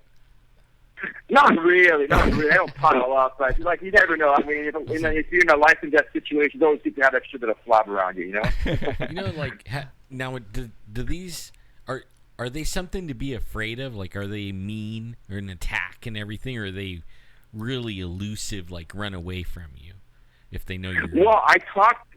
Almost all of the eyewitnesses said it's fled at a blinding speed. Wow. Okay, it ran away as quickly as possible. One guy said it looked at him, gave him a really angry stare, and then walked away. Mm-hmm. So the impression I get is incredibly shy. If you do encounter it, it either runs away at breakneck speed, or it might just look at you for a few minutes and then slowly walks away. Kind of like the Bigfoot, kind of, huh? Yeah, kind of shy. I mean, I haven't heard of any instances where it was aggressive or attacking people. Just as one story where it kind of looked at him for a few minutes, gave him an ugly look, and then it kind of walked away into the forest. Yeah. So basically, it tends to just run away as fast as it can. And the very interesting thing is about the locomotion. It's bipedal, but at the same time, when it walks, it waddles a bit. Okay, like it's not 100% sure it's when it's walking on 2 feet. And interestingly enough, if there's branches or trees, it kind of grabs him as he's walking. Okay, so almost like a monkey swinging through the trees. Right. Yeah. Right. Grabbing branch to branch. This thing is walking. As it's walking, if it's available, it'll grab and support itself by holding on to the branches and leaves. Bigfoots do that And too. that's a very common observation for, I think, all the guys that I interviewed. They all mentioned this fact that it was kind of holding on to stuff that was available as it walked away or ran away. Wow. Now, when most of these witnesses witness this, the creature, is it like near water, or is it just when they're? Well, most of the encounters have been by the lakeside. Right. Okay, so these guys are trapping in the jungle. They're coming back to their camp and they see it hanging around their campsite. Or the other variation is people are working on plantations that border the jungle, and they'll see it as they're working on the plantation, where at the end of the plantation, where you have the plantation and you have secondary forest, primary forest, they'll see it kind of hanging around that area, the periphery of the plantation. Okay. And nobody's actually, the thing is, for most people that interviewed, only one person actually saw it in the deep jungle. Okay, only one individual. Everybody else has seen it kind of hanging around either campsites around the lake or, where plantations border the rainforest. Right. That's like 99% of the encounters have taken place. So basically, it's coming out looking for food, probably, and water, and that's when it's getting spotted. Right. Well, there's a lot of stories. I've interviewed quite a few individuals over my last 4 investigations, and there's a lot of stories. Lots say it likes to eat fish and frogs. Okay. Cool. Okay. That's one common theme from one region. And they said it would actually raid fish traps and steal, like an otter would raid a fish trap. It would go in there, wade into the water or into the stream, river, and it would kind of destroy the fishermen's fish traps and grab the fish. Wow. Got to eat. Got to get the food someplace. Right on. Okay. Yeah, exactly. So it's probably does eat a lot of vegetation. At the same time, it also will take in, fish and frogs as well. Right. Okay. What next picture, Daniel? Yeah, 7A. If you have that one. Okay, and that one. Describe that one to me. Yeah, that's my new guy. His name is Indakmo. And he's a professional guy. He's got excellent English. And the great thing about this guy is he actually had his own encounter back in 1994. Cool. So unlike a lot of guys, this guy actually has a keen interest in finding this thing. I just had him. That is cool. Okay. So this guy, I hired him. He's excellent. And like I said, he saw something in 1994. I can talk about his experience. At that time, he was a plantation worker, working under the volcano near his village. And at the end of the plantation where the jungle starts, about 20 meters away, he saw something that looked like a tea-colored gorilla. Those are his exact words, kind of orangey-colored thing with a gorilla face, stared at him for about 20, 30 seconds, and then walked away into the forest. Wow, very cool. I mean, Yeah. So this guy, he's actually interested in finding this thing. And some guys, some individuals, they're not really that keen. They just want to get the trek over with. This guy's actually really interested in finding this. So we were actually very active in the jungle. In this photo, what we're doing here is we're trekking up a stream. Okay. And one of the fastest ways to get deep into the jungle is just to follow the streams uphill. Okay. And so we basically just went up the stream for a couple of hours, set up some trail cams, and went back down again. Wow. So that's a picture from that trek. Got it. So, how often now? Obviously, you set up trail cams. How how long do you leave them in the forest or wherever you leave them? Well, that's the problem. There's a lot of NGOs working in Indonesia. They've got 20, 30 cameras. I'm limited to 2 right now. So what I usually do, I have one camera deeper in the jungle that I will check maybe every 3 or 4 days. And then I'll have a camera closer, maybe like say 1 hour, which I will check on a daily basis. Okay. That's kind of strategy. But I'm planning on getting more cameras next year. That's the plan. Now, do you think that they might know what a camera is? Like over here, the Bigfoot avoid cameras, and sometimes even are they the same over there? Like they see that and avoid it, so you kind of have to hide the camera, or I try to hide it. Or I try to put it kind of to the side. For example, if something comes out of a game trail, we didn't see it coming out of the game trail.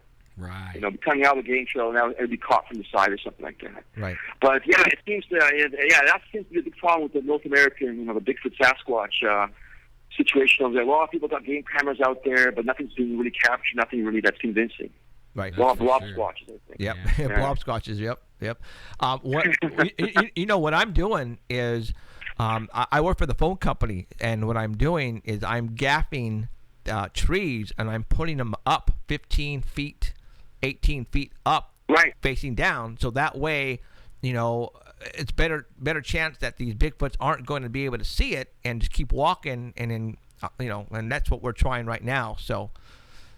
Yeah, we haven't caught anything yet, but we're not giving up yet. That's a very good tactic. Put something higher up, around Bigfoot or taller, but around 9, 10 feet above the forest floor. Right. And have it focused down. So that's actually a very good strategy to be using, and I think I'll probably implement that as well later on. Cool. But right now, it's basically right place, right time. That's the way I'm looking at it right now. Yep, absolutely. So okay, next picture. Yeah. Next picture should be number 8. That's me checking a trail cam near the river's or the lake's edge. Got it. And we've made kind of a makeshift tripod there out of wood. Oh, okay. Okay, and because there was actually a big game trail coming out, and there was kind of a muddy area where apparently something was sleeping, possibly a tapir. So we figured this was a good place to set up a little wooden tripod with the game camera. Very cool. Awesome. All right, next picture.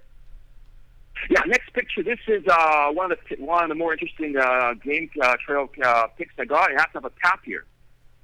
Okay, Malaysian tapir.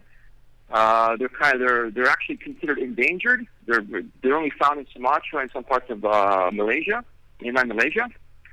And these guys are actually pretty big. They can be 6 to 8 feet long, height anywhere from 3 to 4 feet, and they can weigh from 500 to 1,000 pounds. So what? No, go ahead. I'm sorry. Yeah, the thing is, this photo was just taken. This cam was only like 20 minutes from our campsite. Okay, we were looking for game trails or off the track, so we set the camera up there. We didn't get any bait or anything, and this guy shows up in the morning for breakfast. I think it was like 3:46 or something in the morning. So what kind of an animal is this? Describe the animal. What is that? Well, it's kind of almost like a giant. It's almost like a giant, like a pig or with a long snout, almost like a mini elephant, basically. Huh. Okay, these are quite rare. Like I said, they're quite big, up to 1,000 pounds. Some of the bigger individuals. They're herbivores. They just feed on grass, and usually they're solitary. They live by themselves, but when breeding season comes around, they'll come together. Wow. I've never seen an animal like that before. That's awesome. Yeah, they're like I said, they're quite rare. Now, interestingly enough, back in 2011, there was a dead one that was killed by a tiger just a few meters from the camp.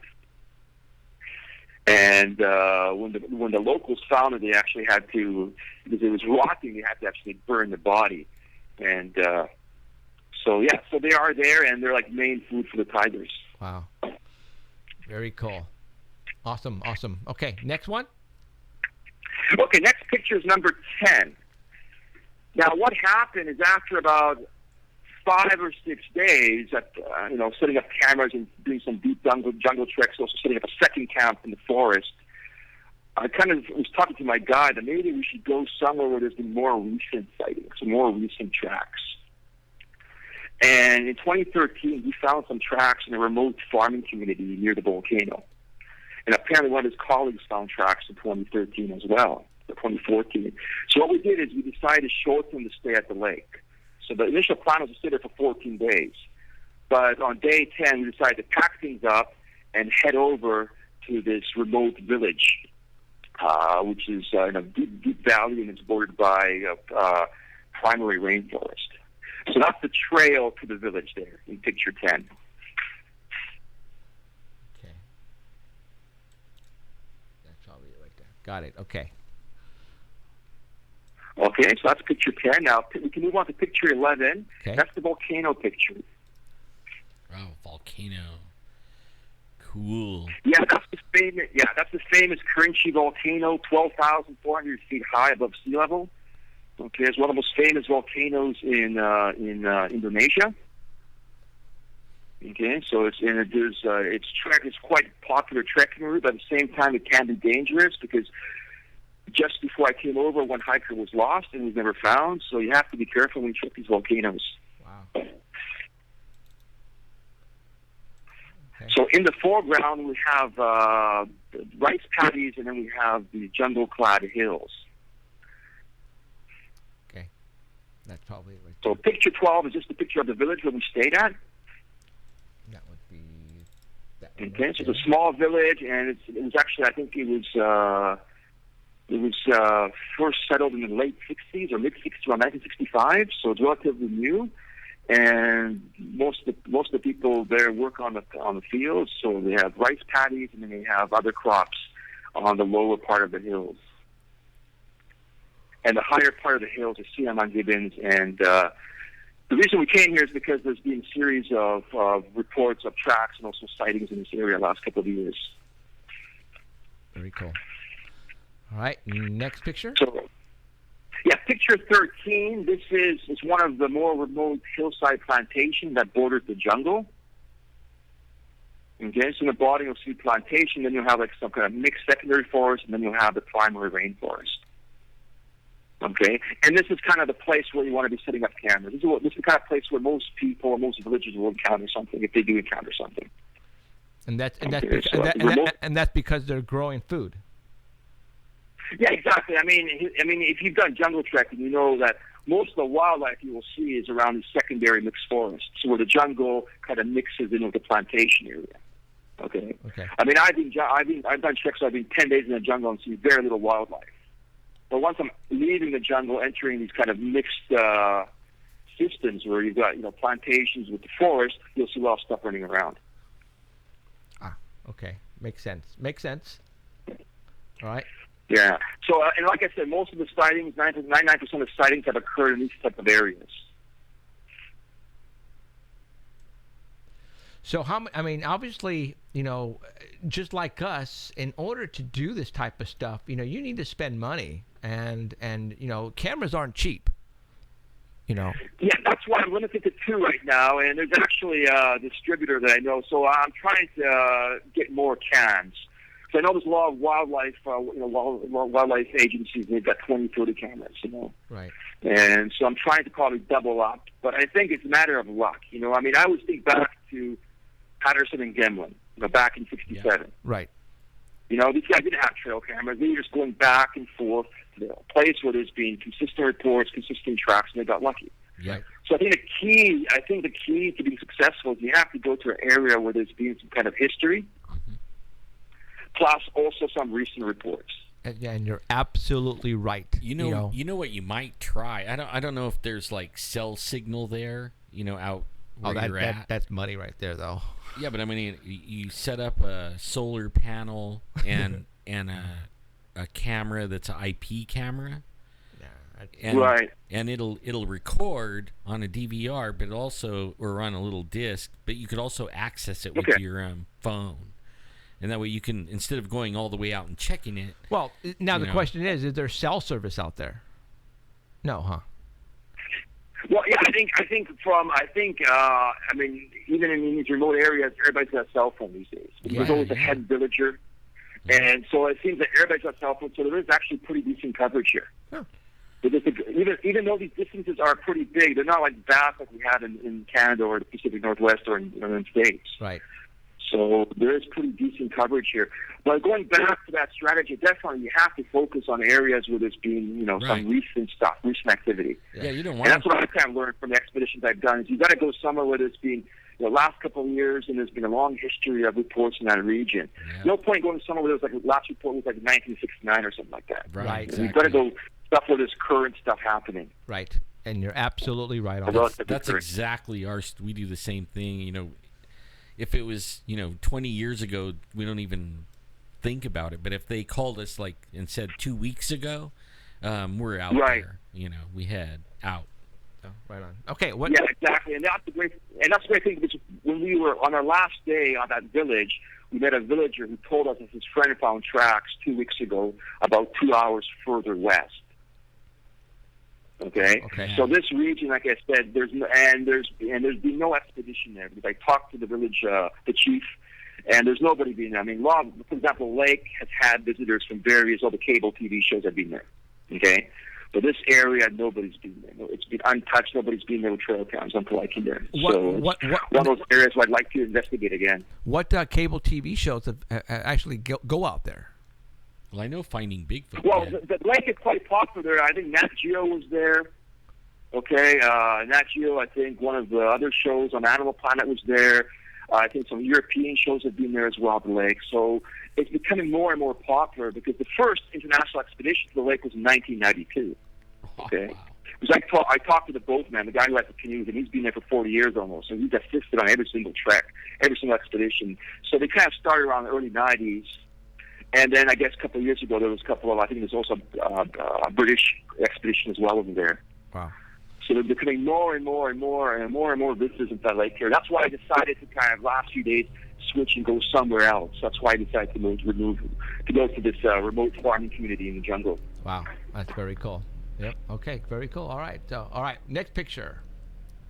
Now this is actually the after pic. Okay. You've got picture number 15 there.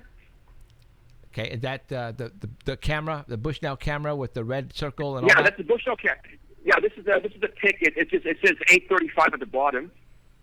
Oh, not that. You have that one? Okay, number 15. Let me pull it up. Maybe he doesn't have them. He didn't get the 835. Got it. Oh, okay. They didn't come up numbered like how? Yeah, like so I we're hope kind of trying to fumble around. And Okay. But now, yep, I got that one up. Go for it. So yeah, number 15. Now this is an after pic. Okay, this is very strange. We went to the most remote plantation we could find that borders the jungle. Now in the foreground, what do you guys see in that picture in the foreground there? You see a tree, right? Yeah. Right. Mm-hmm. And what's leaning against the tree? That little black piece of twig, or not a twig, but a branch. It's a stick, right? Yeah, it's a stick that's about 4.5, 5 feet tall. Right. Okay, long. So we've got a stick leaning at it. So when I left this at 5 p.m. the previous day, that stick was straight, and on top we had a banana. Okay. Oh. So when I saw it leaning against the tree, I assumed something had climbed up. Somebody had climbed up a monkey or maybe a squirrel had climbed up the stick and had fallen down and leaned against the tree, right? Mm-hmm. Okay. Now go to the next photo, number 16. Is that the one that the red circle and all that? Yeah, exactly. Now this is very strange because this is the previous photo was a field scan shot. Okay. Okay. Now the picture 16 was triggered at 7 p.m. the previous day. Okay. And the really bizarre thing about this picture is the stick is not there. Whoa. You understand what I'm saying? I mean, initially I was looking through my viewfinder, not very good, display on the viewfinder. So but I'm looking for the stick. So when I got back to Bangkok, went on my laptop, and I'm looking, and I can't find the stick there. Huh. Okay, so the stick, so that skinny triangle, that indicates the original position of the stick. That second line indicates the morning position where it was leaning against the tree, right? Okay. Right. But in that picture, the stick is not there. Huh. Now, the strange thing now is look at the base of the tree. What do you see down there? I see a very dark object. Exactly. That's the thing. We don't know what it is. And I showed it to all the locals. They were looking at it. It's just kind of black shadow, and the stick is missing. And this is actually triggered, since it's not a field scan shot. This is triggered automatically by something moving, and there seems to be some of the bushes, some of the leaves there seem to be in motion there. So there's a black, funny object at the very bottom of the tree. Of that tree. Right. Is it something possibly laying down? Yeah. Well, I thought what happened is something jumped on the tree and jumped on the stick and fell down with it, and is covering it. Oh. Huh. That's my explanation, but I just don't see the tree. I don't see the tree there. I don't see the branch. So I don't see the stick anywhere. Right. And if the thing had jumped, it probably jumped from the left-hand side. So we probably caught it halfway. And the camera would probably caught something moving towards the stick. Oh, okay. Nowadays with the trail camera, you usually get something in the periphery first. Right. But so I have no idea what that is. Like I said, I'm puzzled by the fact that the stick is gone. Had the stick been there, I could dismiss that as maybe a plastic bag or some kind of trick of light or something like that. But the strange thing is the stick is not visible in that photo. And that was the only photo that was triggered all night. So quite interesting. Wow, very cool. Stuff like that tells you you're getting close. Yeah, well, I guess that would be some kind of a blob squash, I guess. Yeah, absolutely. Or something like that, mini one. Yeah. Right. Because I have no idea what that is. I have no idea what that is. We didn't find any tracks, and it's just kind of a black shadow that attacked the stick, basically. Wow. We did a little bit of experimenting. We found something out recently with the game cameras. We were getting when we get the deer and the the little animals and everything, but no Bigfoot, but only we found like one of the guys when we were going to retrieve the SD cards, and change the batteries and everything. We noticed that he could walk through the field of the camera, and be past the camera before it actually took the picture. So it might have explained that, we weren't, the Bigfoot were getting through, we had a lot of pictures with nothing. We're thinking maybe the wind or something was setting it off, movement with branches or something. But it very well could have been, a Bigfoot or something moving through there so fast that it triggered the camera, but only it was out of the shot before the camera took the picture of it. And I think maybe something like that happened with that picture right there with the movement happened and set the camera off, but he was almost out of the shot, you know what I mean? He was on the ground and probably heading out. Well, what I'm thinking that there's something on the ground there, but what really puzzles me is like, where's the stick? That's the strange thing about that picture. I mean, if the stick was there, I could just dismiss as well. It's maybe a plastic bag. We didn't have plastic bags there on the plantation. Right. It could have been some kind of trick of light. I can accept that, but the fact that really kind of puzzles me is, where did that stick go?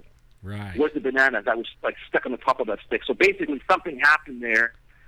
Part of it actually was captured here. Maybe the tail end of the event was captured here, and there's something black on the floor there, basically on the ground. Right. Oh, very cool. All right. But very strange. I'm not going to say it's an Orang Pendek or anything like that, but just a strange photo. Yeah, absolutely. So we get a lot of strange ones too, like with little lights. Have you gotten Have you gotten anything with lights in them? Any camera shots with lights? I've got stuff. I don't know if you heard about those rods a few years ago that were making news. Oh yeah, zoology. Right. Yeah. Right. Well, I got a couple of rod shots that were taken from the lake from 2012. But I think that's what do you think those rods are? I think it just might be insects being eliminated. Okay. I'm not sure. I'm not an expert. I know a lot of people saying it's insects. Some people are saying these are kind of some aerial unknown creatures. I don't know. But I do have one or two, actually one kind of an interesting rod pick from 2012. Okay. Yeah. Our forensic guy who works for us says that's exactly what they are, insects. Yeah, they just move so fast. Yeah. You know. Yeah. So. But he can't explain the little lights. You know, like right. fairy lights right. or like whatever you want to almost, call right? them. You Orbs, know? yeah, right, exactly. Yeah. So. Right. So. All right. Yeah, but there's been a long history of orbs in Bigfoot as well. So maybe they go together somehow. They're interconnected in some way. Yeah, absolutely right. So, all right, what other photograph there we got?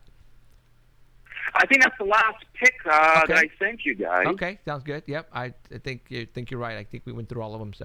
So what is next on your agenda? I mean, when are you going out? Yeah, this is the tricky thing. Is, like I said, I want to focus on the recent stuff. You know, I don't want to focus on great stories from the 50s and 60s. Now, I've got a little break right now. I've just finished teaching, so I've got some free time right now. Apparently, there's been some reports from some environmental NGOs in the Three Borders region. Okay, and you guys familiar with rock apes? Yeah, I heard of them. Yeah, the rock apes were from the Vietnam War era, okay, where GIs were being attacked by these kind of chimp-sized creatures walking on 2 feet, throwing rocks at them. Yeah, those guys were the aggressive. They were aggressive ones. And they're called rock apes. At least that's the English version. Now, the history behind it is that they're supposed to be inhabiting a region in Southeast Asia called the Three Borders region. Okay, you've got Cambodia, you've got Vietnam, you've got Laos. Right. So where these three countries meet, there's a big big jungle area.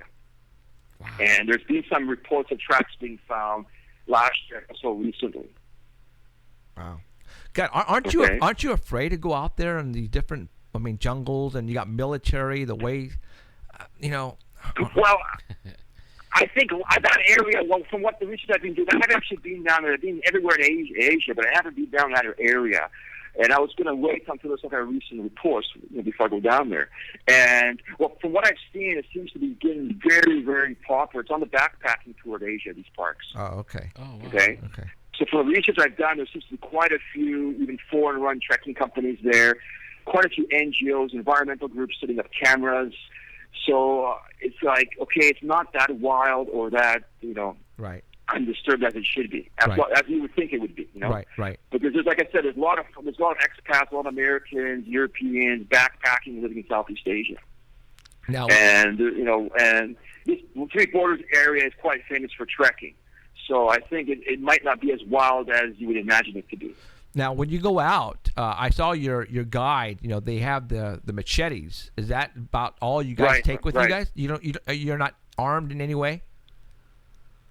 No, there are tigers in the area.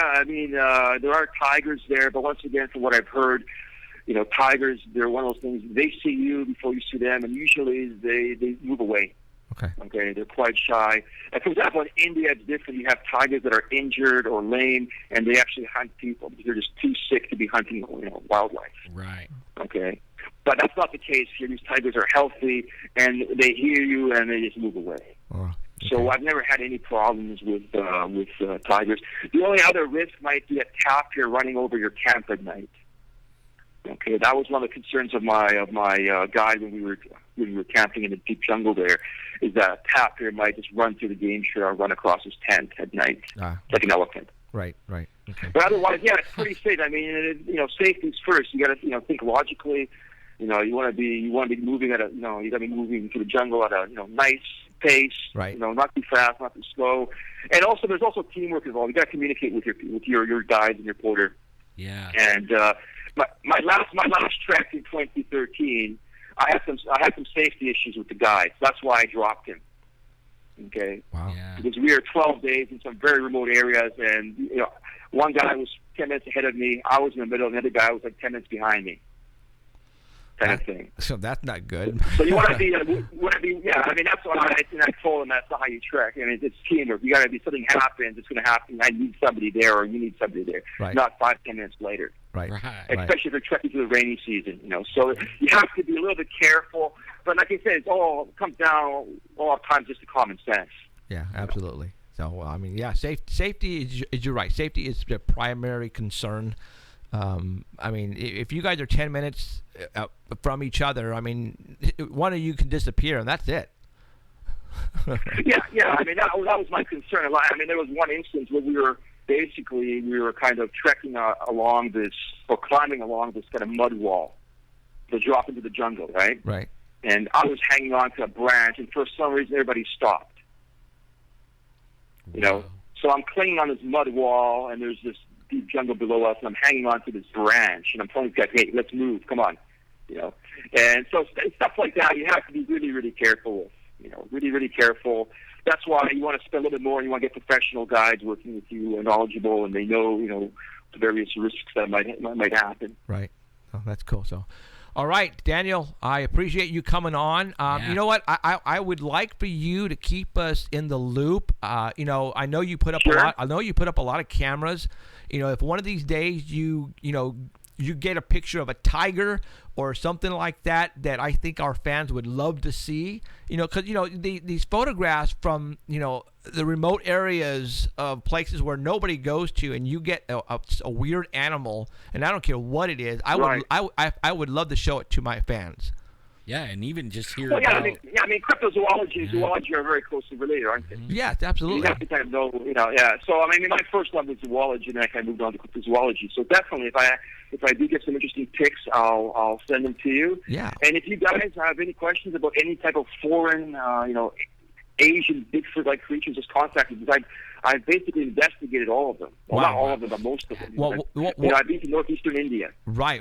I definitely want to talk. I know I've got questions here, but we just ran out of time. So what I'll do is we'll get a hold of you again, and we'll talk about one of the other expeditions, either in China or in India. Yeah, or even the Yeti. There's a lot of stuff about the Yeti these days. I don't know if you've been following the research from one of the geneticists back in London. So there's a lot of interesting stuff about the Yeti, and I've been to the Himalayas twice. I've done 2 Yeti investigations over there. Got some amazing photos as well, so I'm sure I can share that with your listeners awesome. as well. Absolutely, Daniel. Yeah. That would be awesome. So, okay, I appreciate you, coming on. This is awesome. Yes. a lot of people were looking forward to this, and the pictures you showed tonight were really, really cool looking to look at. And give your website. Yeah, you got a blog, right? Right. And what your blog? The blog name is Zoological Enigmas of Asia. Okay. And it's at... So if you just Google Zoological Enigmas of Asia, you'll find the blog, and I don't have that many posts, I maybe like 15 posts or so. Okay. Maybe that's, but I've got lots of different stuff there from China, some very rare photos of the Chinese Yeren, which nobody was able to photograph, and at least artist depiction of a Yeren. So lots of stuff on the blog there. If you guys want, we can just check out the blog. If you have any questions, just get back to me. Absolutely, dude.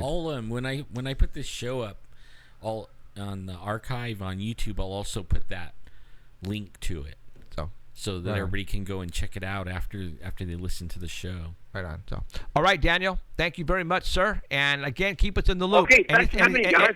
Good luck. Anything exciting comes up, you make sure you get a hold of Danny. All right. All right, I will do. All right. Okay. Thanks a lot for having me. Thank you, Take Daniel. Care. Bye-bye. All right, you take care. Bye. Okay, bye-bye.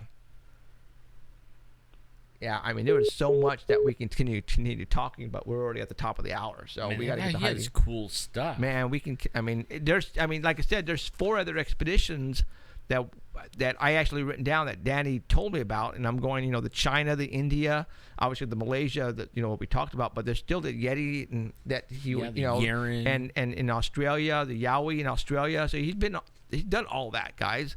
So it's like, crap, man, So we'll get. This means we have him on. Yeah, we'll a have few more times. Exactly. So we'll get him on next month, and then we'll come back on and continue more. So, all right. So now what we're gonna do is, if you want, you can. You want to get up and. I do have to get up for a minute. Yeah, go ahead and get up for a minute. Yeah. What we'll do is, is we'll get a hold of. I'll talk a little bit about some stuff. You go ahead and do your walk, and then we'll come back, and then we'll get a hold of Heidi. So I know Heidi is waiting for us in Chicago, and we will call Heidi as soon as Alan gets back. She's actually in chat right now. Oh, is she? Okay. So Heidi, stay tuned there. I'm going to go ahead and talk about what's occurring right now on TV really quick, and it's the Illuminati Awards. The Illuminati Awards. That's what I call them. It's the Oscars are on at exactly the same time Paranormal Central is. How rude. All right. Now, why do I call it the Illuminati Awards, guys? Let me tell you something. I was on the sofa, on the couch, watching the red carpet. And I again, you guys, I like to keep myself informed, and I like to watch, all this. If I have the time, the ability to, I like to watch all this stuff because I listen to what the actors, the movie stars say. I watch what they wear, and not what I mean by the red carpet, but what they wear off, screen when they're going to the supermarket. You can tell by what they're wearing what the actors are all about. And what I mean by that is I have seen certain actors, rock stars, movie stars, wear T-shirts that have a freaking pyramid on the front with the all-seeing eye. I mean, it is so blatantly in your freaking face. It's like, it is so obvious. Why would you wear something like that? Maybe, I can see a teenager, somebody in high school trying to just, fulfill, I don't want to say a dream, but fulfill something that's missing, that they want to be part of something, because, all of these major rock stars, and I'm going to give the one prime example, is Jay-Z and Beyonce, all right? They're always doing, now am I on camera? Yeah. They're always doing the triangle symbol when they're up on stage or at a red carpet. They'll do this. And people think it's nothing. That's just their gang sign. No, it's a pyramid, all right, of all-seeing eye. And I've always told you guys that I feel the music business and Hollywood are run by the elites, and it's not coincidence that a lot of these actors and rock stars become multi-gazillionaires. But when you watch them in their movies or their lyrics, it's only obvious that they're talking about their the NWO, the elite, the Illuminati. And the Oscars right now, when I was sitting down before the show today, I was watching the red carpet, and you know what? I know that this is the Oscars are in downtown LA. Hold on. Is it I don't want to say, is it the Kodak Theater? Is it right? Or the Universal Amphitheater? Hold on. Let me find out. Hold on. Let me just Google. Where is the Oscars being held at right now? Hold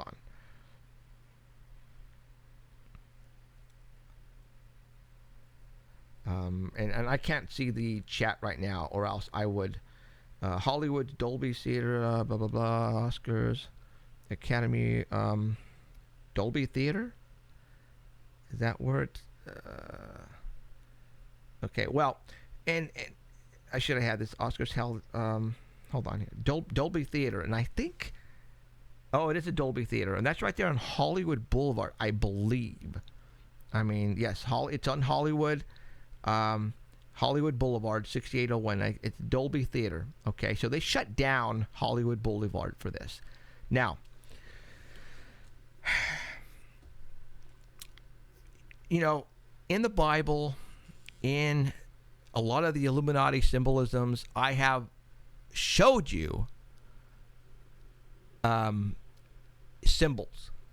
And today, when I was sitting on the couch, as they went out to commercial and came back in from commercial, they zero in on this one area near the Dolby Theater on Hollywood Boulevard, and I'm going to show you what that picture is right now on the screen. Hold on, let me find it. Where is it? That. Boom. Okay. This is right near the Hollywood Boulevard Dolby Theater. Okay. I saw this, and then they went right to the red carpet where all the movie stars are coming in. All right. Okay, do you guys see this right here? Okay, the Anunnaki aliens are... I don't know how long this has been here. Matter of fact, I'm going to do some research just to see how long these have been here.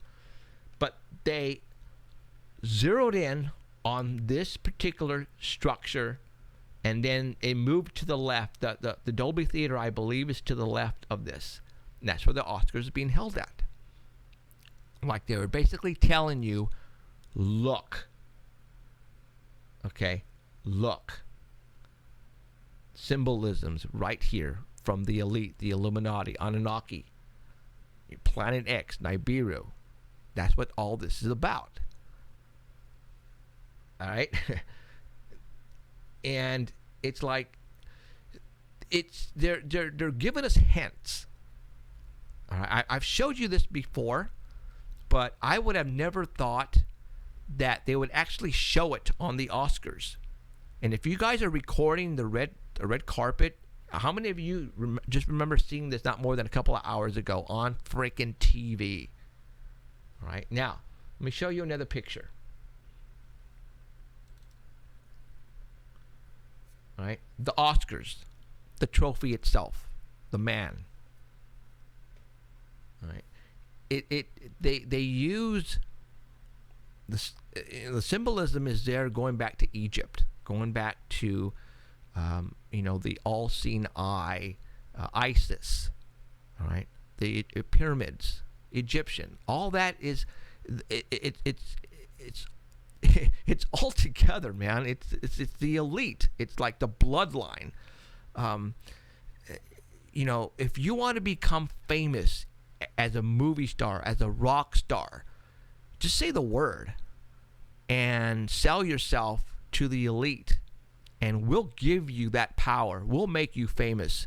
But in return, in your songs and in the movies, you have to promote us, the elite, the people who run this country. People think it's the evil, it's Satan, it's it's all there. I mean, if you look at the symbolisms, it's all there. I'm gonna, Katy Perry, Madonna, Jay-Z, Beyonce, Michael Jackson, Whitney Houston, all those people who are so famous, so mega rock stars. Lady Gaga, for example. You see their music videos. You see them at the Grammys. You see them, when they're performing songs. And I brought this up, and I'm going to bring it up again at the Grammys. Where Madonna, it's a Super Bowl halftime. They're throwing in those little signals, those little tiny signals for those who are aware of what to look for, because you watch a show like mine, or you watch another show, and they talk about what we talk about here, about the signals, the symbols. You're going to catch them.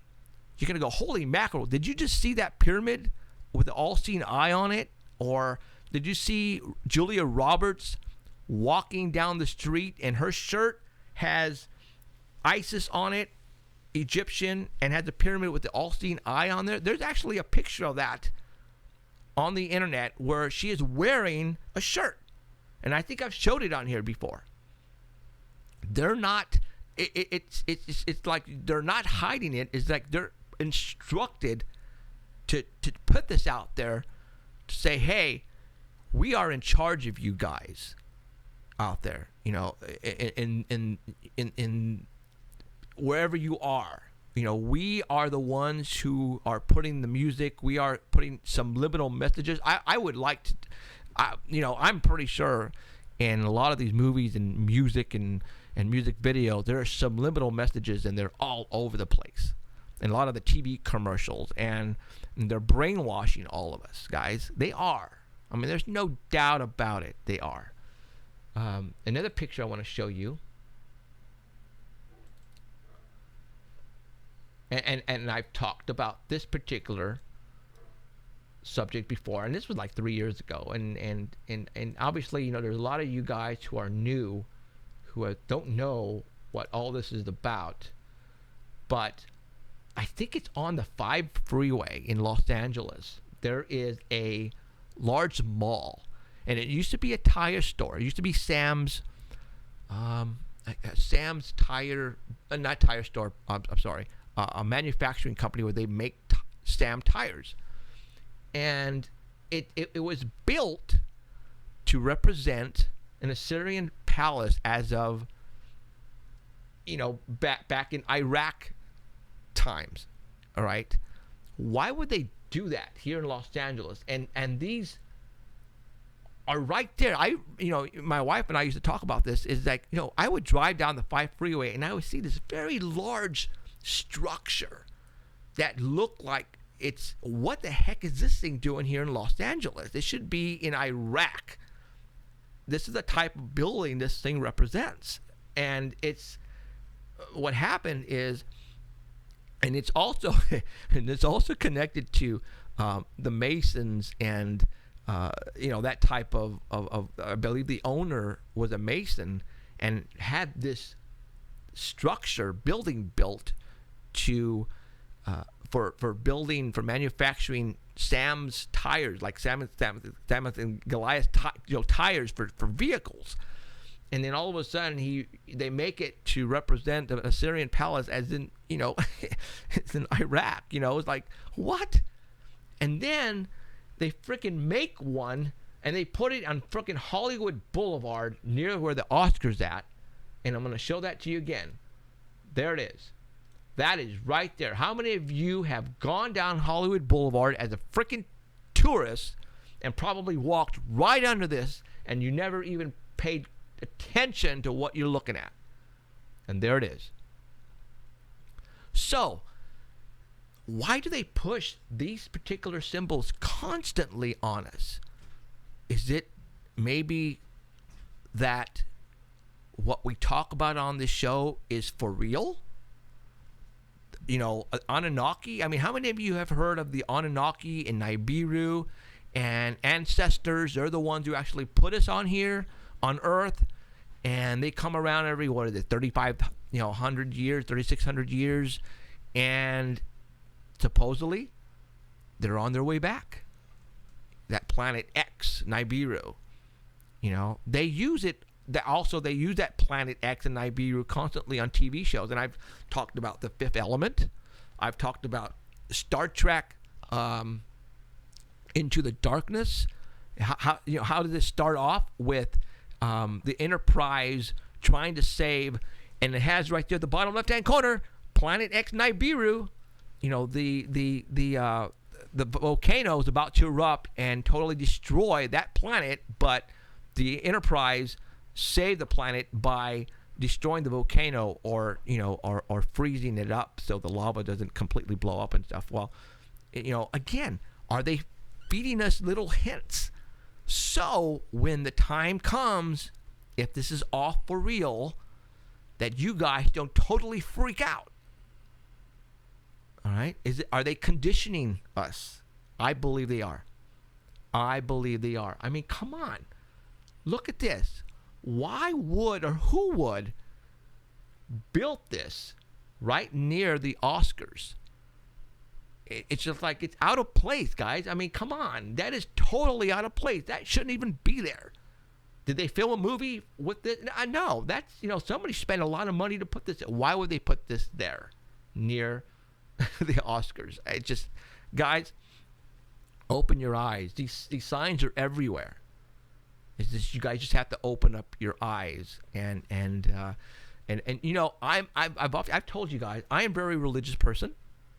All right, I believe in God. I believe that we were placed here by something other than, you know, us crawling out of the freaking rivers and the oceans, and I believe there is a higher power. But what is that higher power?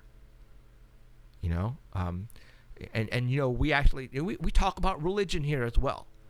All right, you know, it kind of upsets me that my family, my cousins and relatives, you know, they think that because I'm into the paranormal, is they think that I am going over to the dark side and I'm losing my religion, as REM would say. All right, and I'm not. You can't say this supernatural paranormal stuff is not happening because we're freaking showing you this crap. You know, okay. All right, hold on. You guys. talk about the horned guy, you know, that's what happens. Yeah. All right, we should be back on live stream right now. We had perfect streaming here, guys. That should have not happened. I guess they had sound, but I couldn't tell. Really? Yeah. Okay, well, the video completely froze up. What was I talking about, you guys? And I swear to God, if you gave me a Bible right now, I did not do this. All I was talking about what I was talking about. All right? And then all of a sudden, the freaking live stream freezes up. All right? I swear to you. Okay. All right, let's get Heidi. That just pisses me off. Here we come with Heidi. Are you ready, Heidi?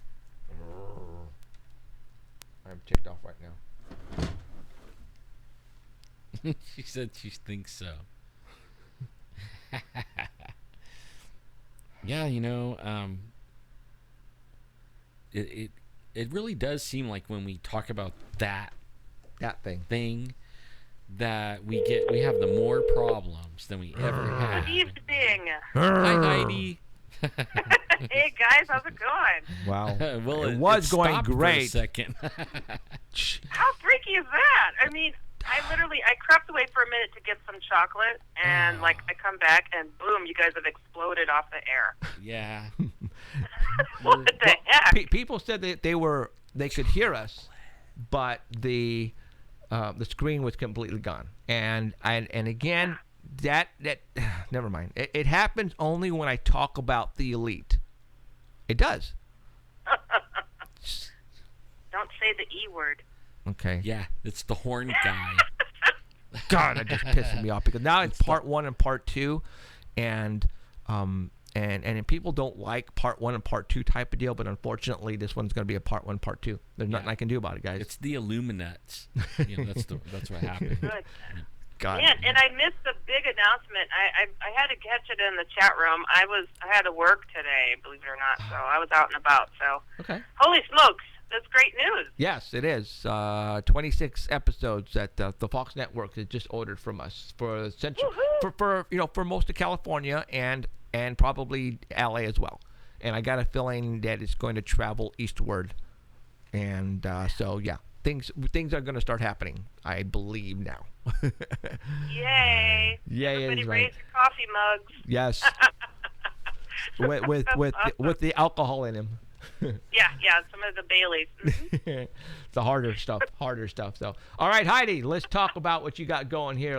You sent me some photographs, and for all those who are listening at artbell.com, you can go to artbell.com right now on the homepage.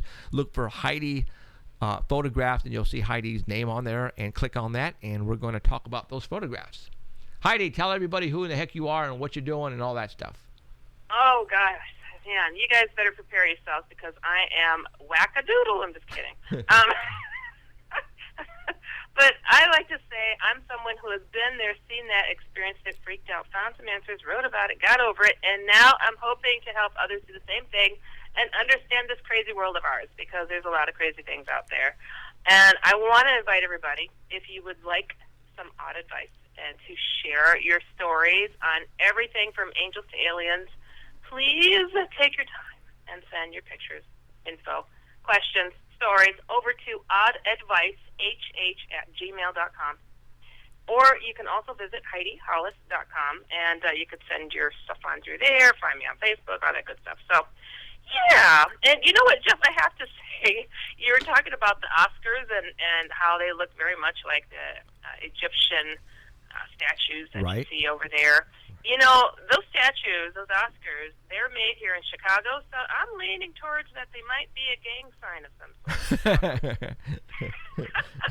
Really? They're made in Chicago, huh? Yeah, they're made here in Chicago. They, like, highlight it every time, you know, it's about to go on air. It's like, and all of them have been buffed, dipped, and made in gold here in Chicago. It's like, why Chicago? What's so special about Chicago that they can't do that in L.A.? Because the police officers beat people up randomly. A lot of hate going on here. A lot of shootings. A lot of blood spillage. You know, you can take a lot of blood and spill it into the Oscars, and nobody would ever know it because there's lots to go around. What the hell did that have to do with that building? I don't know. Yeah, I'm that's just making this up. Wow. Okay. Well, that is just very weird that they're making them in Chicago. Well, you would never eat red snow. Yeah, I know. I don't know. I thought that was weird too, and I always wondered, you know, why this guy shaped like that, and does have that ring of familiarity, like what, you know, you've seen this someplace, you know. So when you showed the Egyptian statuettes and whatnot, I'm like, oh, that's it. That's where I've seen those. Yeah, it's weird. It's kind of weird. Wow. Okay. Yeah. Very cool. All right. Heidi, you sent me some pictures, and I have them, and we are going to look at them right now. Let's go with Heidi's picture number 1. Yeah.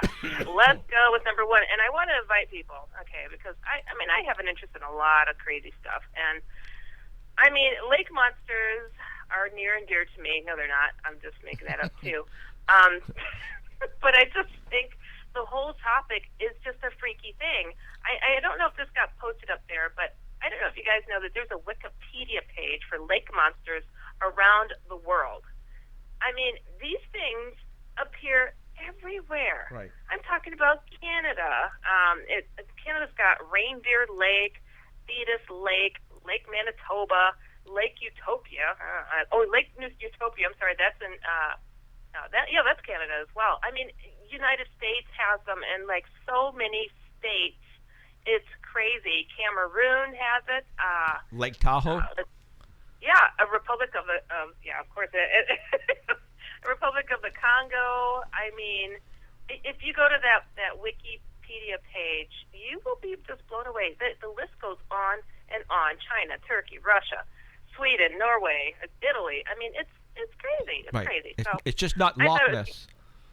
What's that? It's just not the Loch Ness monster, man. It's not. Oh, yes, indeed. So the first picture that I sent you is probably the most famous of crazy lake monsters, the Loch Ness monster. And this thing is said to live in Loch Ness in the Scottish Highlands. And, you know, this is crazy. Okay, so I mean, I think everybody at some point that if you're into this stuff has heard of freaking Nessie. Right. Oh, yeah. Nessie is crazy. Oh, hold on. I think that picture you got is of Champ. That's Champ. Yeah. Okay. So what you want me? Champ. Number 1 is Nessie. See, when I get these pictures, I don't know why they come in backwards or something. Okay, that's Nessie. That I know for a fact is Nessie. Okay. No, that one right there, that's Champ. No, I don't know. Maybe you switched it. Right. Yeah, I just switched it. So. Okay, cool. Okay. Yeah. It's like a delay. Nessie is probably the most popular. Right. But there was it was first brought to the attention of the world in 1933, and this picture here is just like, I don't know, everybody seems to have seen this darn thing, but not the second one. I have not seen or heard anything about this mummified baby Nessie. I don't know if you see number 2 there. Yeah, I got it up right now. So when you look at number 2, this is crazy. Okay, so there's a picture of a guy there up in the corner, and it says this gentleman in the photo is reportedly a physician who conducted an autopsy on this tiny little Nessie. Now, it's kind of gross. Now, is this Nessie from the Loch Ness? Is that where they got this, or? This is a baby Nessie, reportedly taken from Loch Ness. Yes. I mean, it's kind of gross. It looks like that thing from the movie Aliens that bursts from your chest and starts, tearing around. That's exactly what it looks like. Yeah, it's gross. I'm like, ooh, that's... I mean, where's Sigourney Weaver when you need her? That thing is nasty looking. So anyway, so this physician conducted an autopsy on this little beast, the guy that you see in the picture, and it says, with this card accompanying this exhibit, this Dr. Alexander Moore, in 1912, he led an expedition to prove the existence of Nessie. His team searched the loch for more than 3 weeks and returned with this infant specimen. The creature was already dead when it was discovered, but the doctor was able to preserve the heart, one lung, and a segment of intestine. I think that's just the intestine there. Right. A nasty bit of intestine with teeth.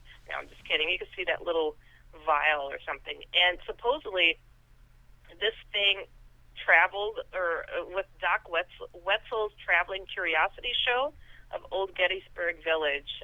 I was like, wow, it's like you think you've heard it all when it comes to some of these monsters. And where is this located right now? I don't know exactly where this exhibit is right now. I wonder if it's still with like this old collection of Doc Wetzel's Traveling Curiosity Show or something. That's cool. I have no idea. That's cool. That's just pretty wild. I'm like, wow, Nessie had a baby and it's stolen. Very cool. I thought that was crazy. I'm like, wow, okay, all right. So now the next one is probably the next most famous is Champ of Lake Champlain. Wow, they call him Champy too. I don't get it. Right. But on artbell.com, you'll be able to go to this link of this video. This is just crazy. I just couldn't believe this story, and I want to say that I remember seeing this video. It was probably about 10 years ago, and it was of this I think it was father and son fishermen that went out fishing, and this thing swam so close to their boat that they were able to get a video of it with its head close to the boat. And they were truly shaken. And on the video, there's a guy that's saying, yep, that this has not been altered, this video. I mean, something large and long is swimming alongside of this fisherman's boat. I mean, it's just crazy. And it was featured, I want to say it was ABC News. So do go to artbell.com and check out that YouTube video. Now, just to share a little bit about Champ. Right. My goodness, this is just crazy. But this is Lake Champlain is a freshwater lake, and it is partially situated across the U.S.-Canadian border and in the province of Quebec. And it's close to Vermont and the New York border. This thing, I guess there's been over 300 sightings of Champ. That's just cuckoo. I mean, that's amazing. I mean, I don't know, but I bet that's more than old Nessie. Oh, yeah. Yeah. I mean, honestly, 300? So, okay, the earliest report of Champ, a genuine sighting, was from 1819. A Captain Crumb, I think that was on the box of a cereal or something. Captain Crumb was aboard the Bullawagga Bay, some scow of a boat, and he says he saw a black monster that was about 187 feet long with a flat head that resembled a seahorse.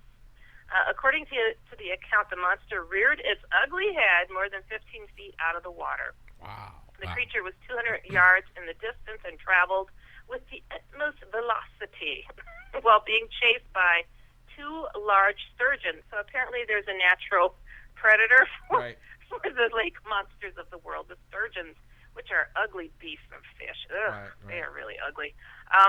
We're chasing poor Champ. But with this captain's vision, Captain Crumb noticed that it had only 3 large teeth, large eyes, and the color of a peeled onion. Huh.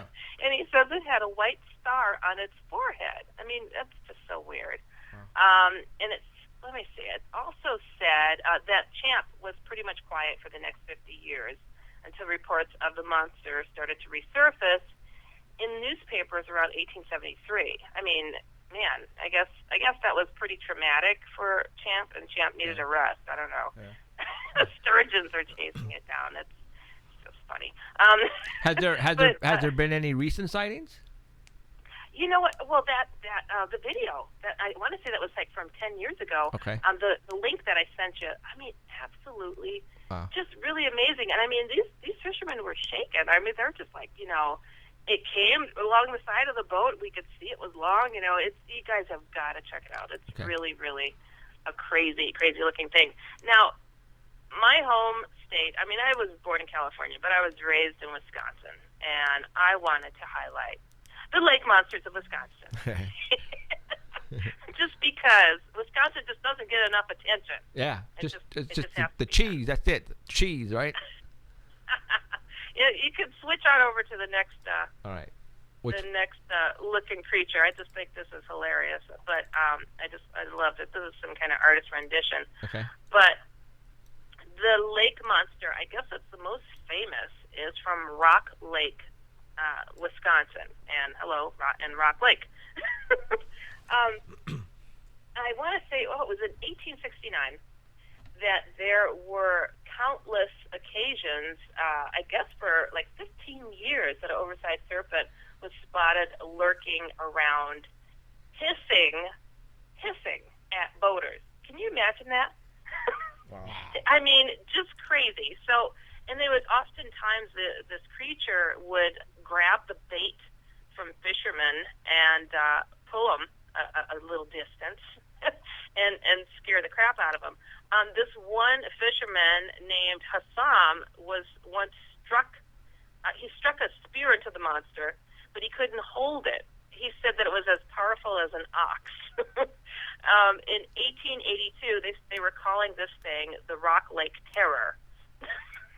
And it was increasing in its size and temper. I mean, I guess this thing was getting ticked off. I mean, it had a spear lodged in it. I mean, you ever see a bull in a bullfight after it got a spear in it? Yeah. It would get a little ticked off. Right. So it really start rampaging. So I don't blame this Rock Lake Terror from doing that. So this is interesting, and with you guys being Bigfoot guys, I thought that you guys would find this fascinating. With these creatures that are, that look like a plesiosaurus or whatever, I can't even pronounce it, but plesiosaurus. Thank you. I think I believe that there are oceans underneath us and tunnels leading from lakes to lakes and all that kind of stuff, and that's why. Sometimes you'll see them, and then all of a sudden, for 20 years, they're gone MIA because they're somewhere inside of a mountain someplace that are hideaways, and I believe there are still creatures like that, and they're just hiding. And once in a while, they'll come out. Oh, I believe it. Now, this one element of them, I thought you guys would get a kick out of this because you're Bigfoot guys. Right. And what do the Bigfoot do? They will hold really still. Well, you'll overlook them and think that they're a tree, right? Right. Bigfoot? Right. Mm-hmm. Guess what? That is a common thing that these lake monsters do. People think it's a log because it'll sit there lifeless, and then all of a sudden it'll raise its snake-like head out of the water. I'm like, wow, it was a common thread that I was finding in all these stories. It's like, thought it was a log, overlooked it, the thing stood up. I mean, wow. Huh. So they found a way to adapt. Right. I've seen some. I was sitting on a dam, on top of a dam of a large lake close to here, and I thought I was looking at logs in the water, and all of us, and I mean pretty big logs, and all of a sudden one of them swam and spooked all the rest of the logs, and they all went down, and they were actually, I found out later, giant carp. Like 10 footers, big, huge, giant ones. Isn't that something? Yeah. My goodness. I heard the catfish was even bigger. I would have triple dog dared you to try to cross the those logs. Oh man. Sounds like crazy. a new video game coming out. Right. Yeah, no. Frogger, right? Frogger? Oh my gosh, Frogger. I haven't said that name in many years. Oh my gosh, yeah. It's funny too. Some of the stories that surround this Rock Lake in particular. Now, Rock Lake is known. If you flip to the next picture there, of the Rock Lake pyramids that are at the bottom of the lake there. What? Some have said and have rumored that this creature that lives in the lake there are protecting the pyramids. And this is an artist's rendition from 1970. This is crazy. This is the first sketch of the Rock Lake Pyramid from 1970 in the issue of a magazine called Skin Diver, as presented. Oh, I'm sorry, issue of Skin Diver as presented in Ancient Man. I don't know if that's the name of the magazine too. Who knows? But I mean, what an interesting concept that perhaps this creature is, is standing its ground. I'm like, whoa, that's something that I hadn't heard of before. I think it was part of the native lore in the area as well. I want to find this one little tidbit here. And we talked about a couple of weeks ago that when Mickey was here, that it's kind of weird that at the bottom of lakes here in the central San Joaquin Valley, we have Millerton and Pine Flat. At the bottom of these lakes, there are actually towns that are buried under these lakes, and I wonder how, what other lakes around the United States are actually man-made lakes to cover up something that's underneath in the lake, Right. Oh, hey, I wouldn't. As they say, nothing is new. Yeah. Right. Everything is. It's been lived upon before. I mean, we don't know what's taken place, layers and layers down. Right. I mean, it's. There's just so much going on. You know what's fascinating? Okay, in Wisconsin during the 1890s, serpents were seen in other lakes of southeastern Wisconsin lakes, which included Madison Chain of Lakes plus Kushakong, I don't know how to pronounce that, Elkhart, Pewaukee, Oconomowoc, Delavan, and Lake Geneva, all in the 1890s. All of these lake monsters being reported seen in them. Now, I have to share this one because this is just absolutely hilarious. I mean, you guys like humor just as much as I do. So, here we go. Lake Mendota's water serpent. This is in Madison, Wisconsin. Their water serpent was as big as any other, which was 40 to 50 feet long, but seemed to be cast in a different mold. In 1917, there was a report of a girl sunbathing dockside when suddenly she felt her foot being tickled. She turned to see the head of a huge snake, and its long tongue was flicking out to gently caress the sole of her foot. He was tasting In spite her. of her terror, she later described the creature as having a friendly and humorous look in its large, soft eyes. The serpent was promptly nicknamed Bozo and was seen several times near Lake Mendota's university campus, most often late at night during wild frat parties. Probably a little booze was involved in that then. But, Right. I mean, how funny. And what's interesting to me, except for some of these more horrific stories with over the Rock Lake creature, I mean, for the most part, these things haven't hurt anybody. But then I came across this story. Hold on, this one is... Well, you know what? If they yeah. don't know, I mean, if people go missing a lot and, they go fishing and all of a sudden they don't come back, what not to say that these things are thrashing the boats and eating these people. I mean, you don't know. A reptilian, it uses its tongue to taste like that, and to sense heat. So that's it was true. like That's tasting true. that girl with, with the yeah. tip of its tongue. That's what I it don't was think doing. it was smiling. I think it was pleased at her flavoring. Yeah, it was probably like, That's crazy. But it's funny though. Still, this same lake monster in Rock Lake. Okay, this is just little cray cray. So Rock Lake, a hideous reptile likes to sport. This is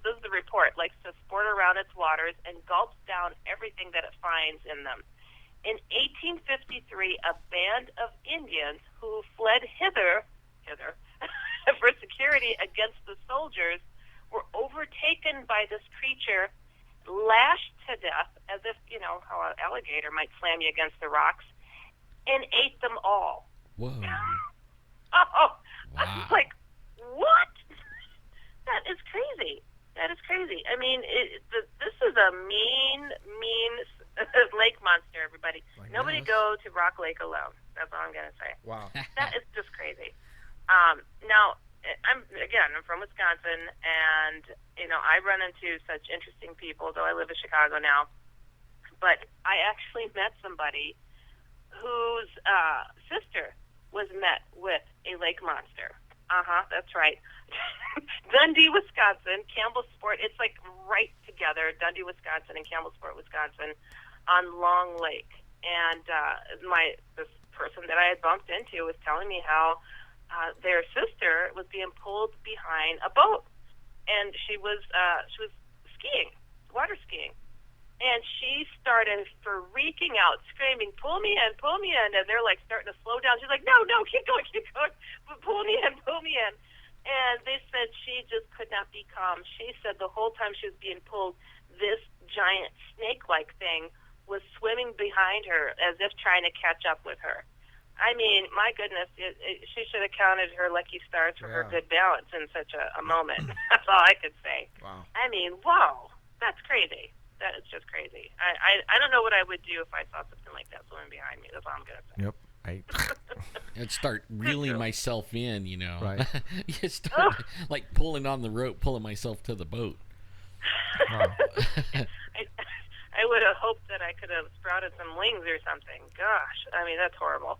But so those are my reports for lake monsters. Cool. Because I just thought that was the craziest thing. I mean, some of the stuff that I came across, I'm like, whoa, I haven't heard about that, Yeah. But and I've got a quick email if you guys are ready. Yes. You got time? Yeah, go for it. Okay, all right. I'll do this one. Okay. It says, Dear Heidi, here's a weird story. Well, that's what we're about here. But it's completely true. I was taking my girlfriend, now wife, on our first date away from our hometown of Maple Ridge, Vancouver, British Columbia, about 25 miles east. We parked on a main van street called Robson. I don't know what. Oh, I think they mean Main Vein Street. Robson is a high-end shopping area. We were walking on the south side, heading west, going to English Bay.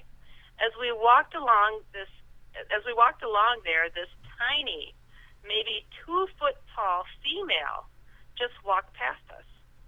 She was tiny but fully proportionate to the human anatomy. She had on a hide-type coat, partially opened, with some necklace-type things made out of wood and resembling crosses in circles, and some more we couldn't get. She had on these pointed shoes that you see on jesters and such, which were bizarre. Her pants were striped white and I think blue.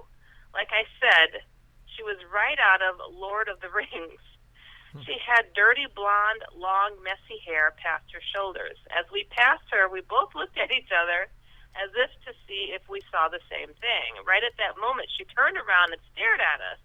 An awful stare. For some reason, this sounds familiar to me. Sometimes people resend me emails. I hope this isn't one of them, but let's see here. We turned away from her, walked a few paces forward, then ran across the street.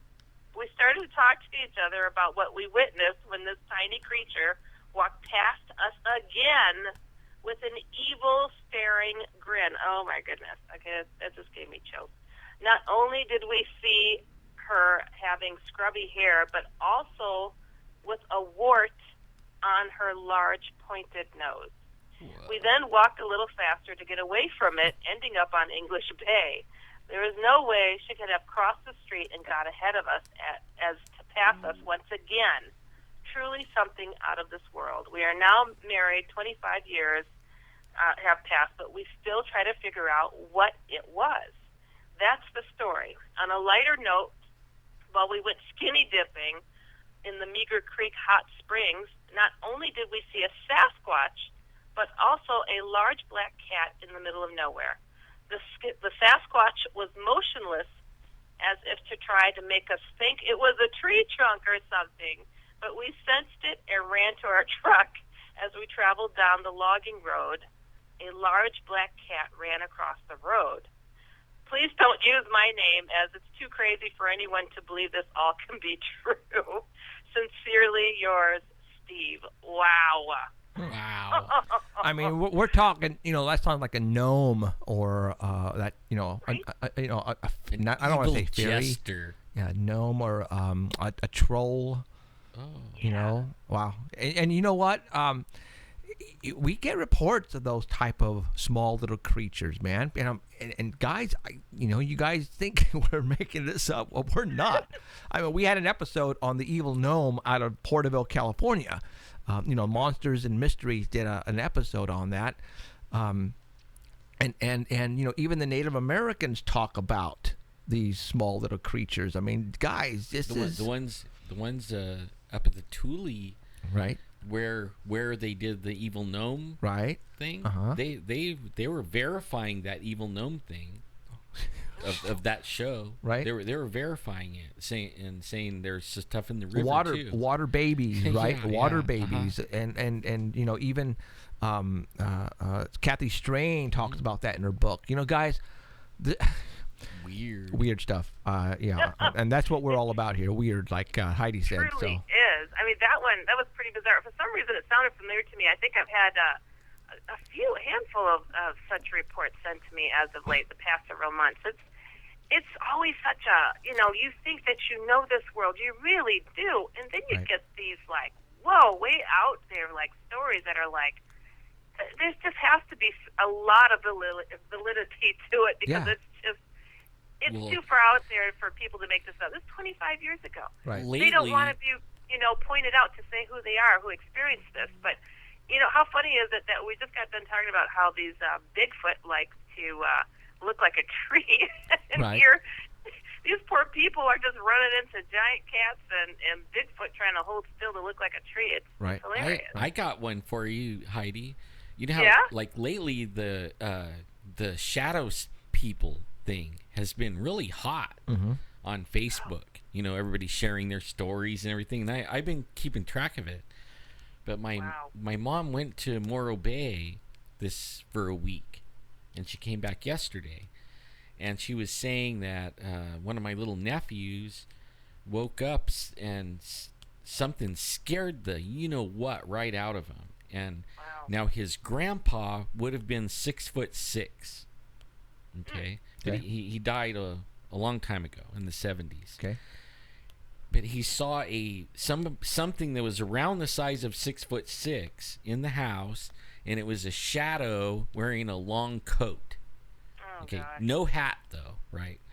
And He doesn't always wear a hat. right, Yeah. that's right. Now my aunt, she's into the stuff. She said it was her spirit guide. Don't worry, it won't hurt you. Oh, boy. And but his mother said, "Oh, that might be your grandpa." Right. And my mom, she was like, "I'm going home." Really? Yeah, it's not good, I'm going home, so she Right. wanted to go home. Wow.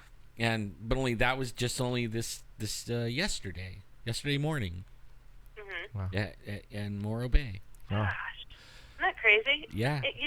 It just seems like something is changing. I mean, and Yeah. it's like accelerating so quickly. It's absolutely disturbing. And I hope to God that, people like you, me, and others that are doing this stuff, we can open up a few eyes out there to, be prepared for what may happen, Right.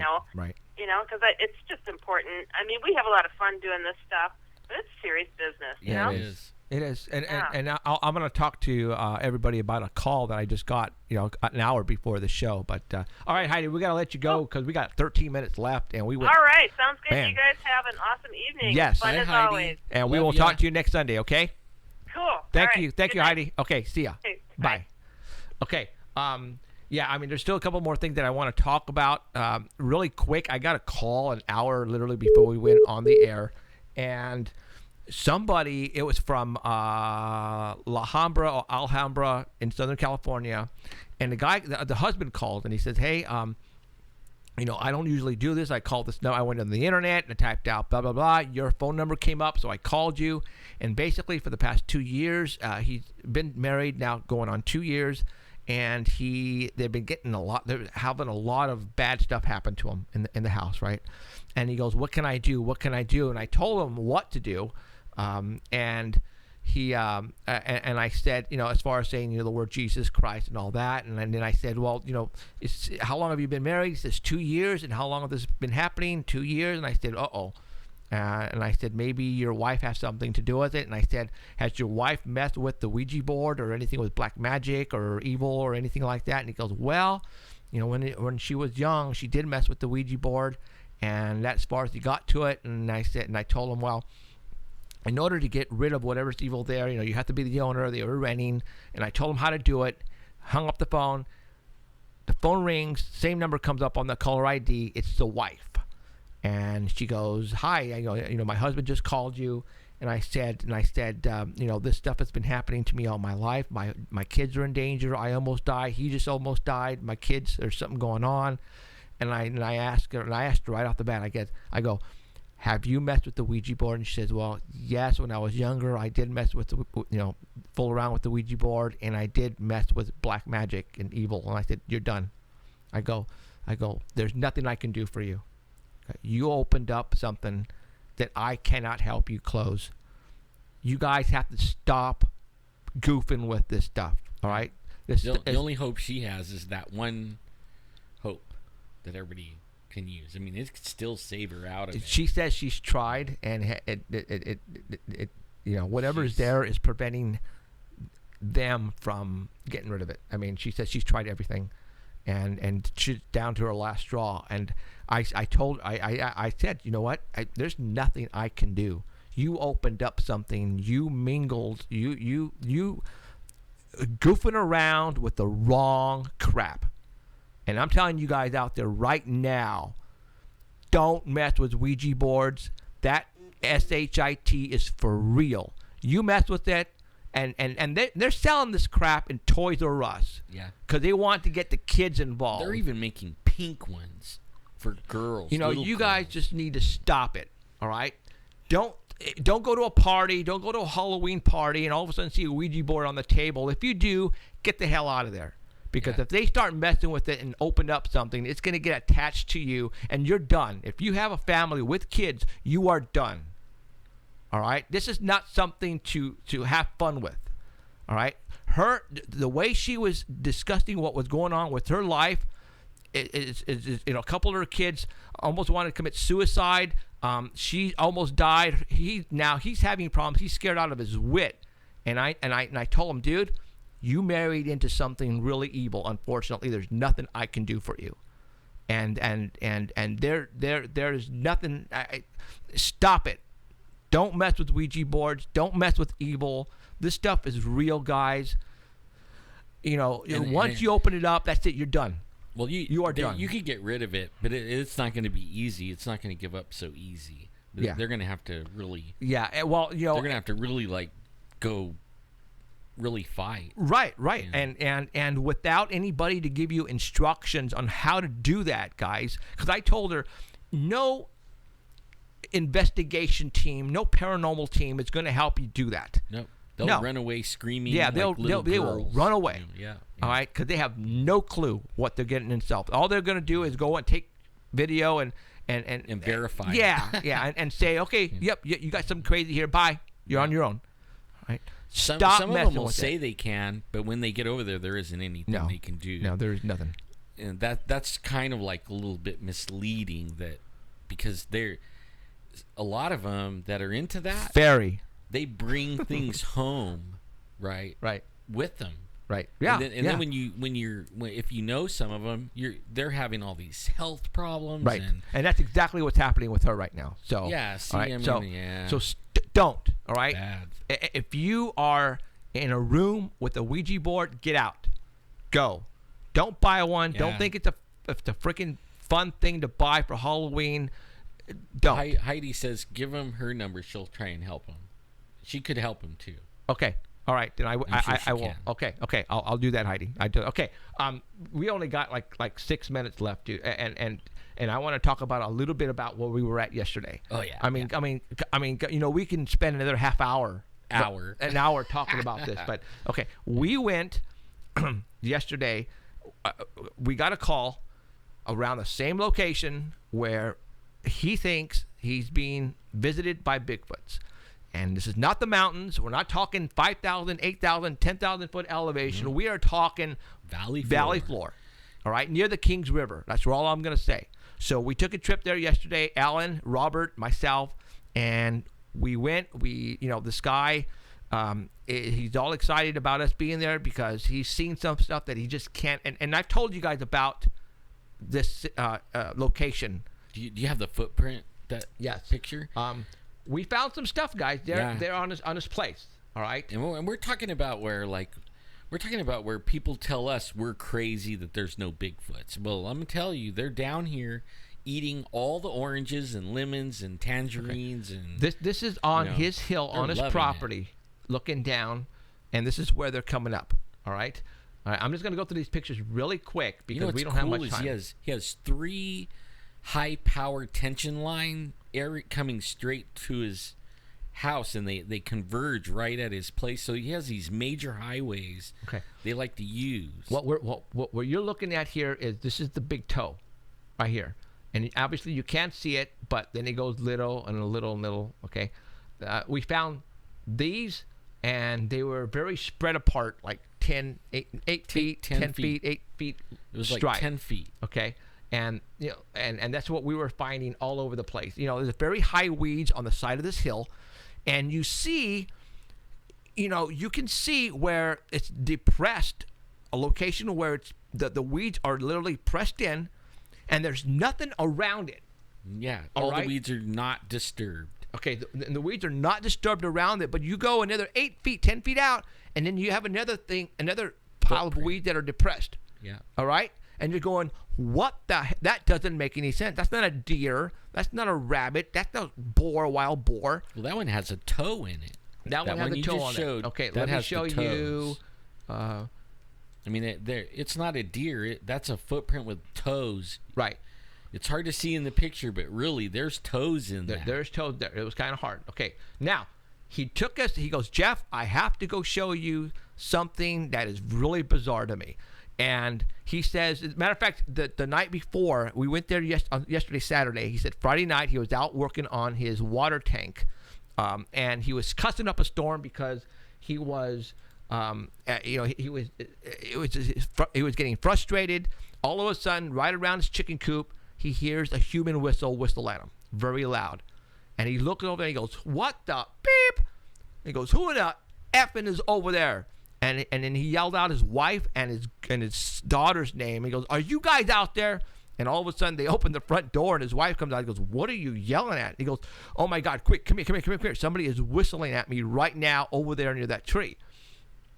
Now, he has, what's this? Oh, he has, we're talking the side of hills where he actually has acres of lemons. All right, that's why he's getting a lot of excitement there. Now, all right, hold on. Let me see. I think, let me look in the Skype here to make sure how much time we got. Yeah, we got to see how much time we got. Okay. Can't see on radio. Please describe. Can't tweet it to me. Oh, okay. Oh, we too forgot. late. Yeah. All right. It was a picture of a Bigfoot print. Okay. That we were looking at. Oh, okay. So now what we're gonna do is I'm gonna show you. He goes, Jeff. I walked around the side of this hill where we have some old trees. He went underneath it and he found something that just didn't make sense to him. All right, and I'm gonna show it to you right now. See, now maybe we can send these off to Keith. Okay. As soon as we get done. Right. Now, right underneath this, what I am showing you is underneath the tree. There is no what the hell is that? Oh, that's at Keith's place. Oh shoot, music. We're done. Holy mackerel! I had no clue. Holy mackerel. That was a Okay. really good Oh my clue, gosh, Keith. we are so behind. I am sorry, guys. I will start on this next week. I apologize, but man, we have so much to talk about here. I hope you had a great time. Come back next week. We'll see you. I'm Jeffrey with You Alan. have been listening to crap. Paranormal Holy Central mackerel. with Jeffrey Gonzalez and Alan Thomas, broadcasting worldwide at ParanormalCentral.net and on ArtBell.com. Stay tuned for next time. Remember to keep your eyes to the skies, and we hope you witness something you cannot explain. Looking for you, you're looking for me. We have to decide what it will be. Can it be true? Can I believe?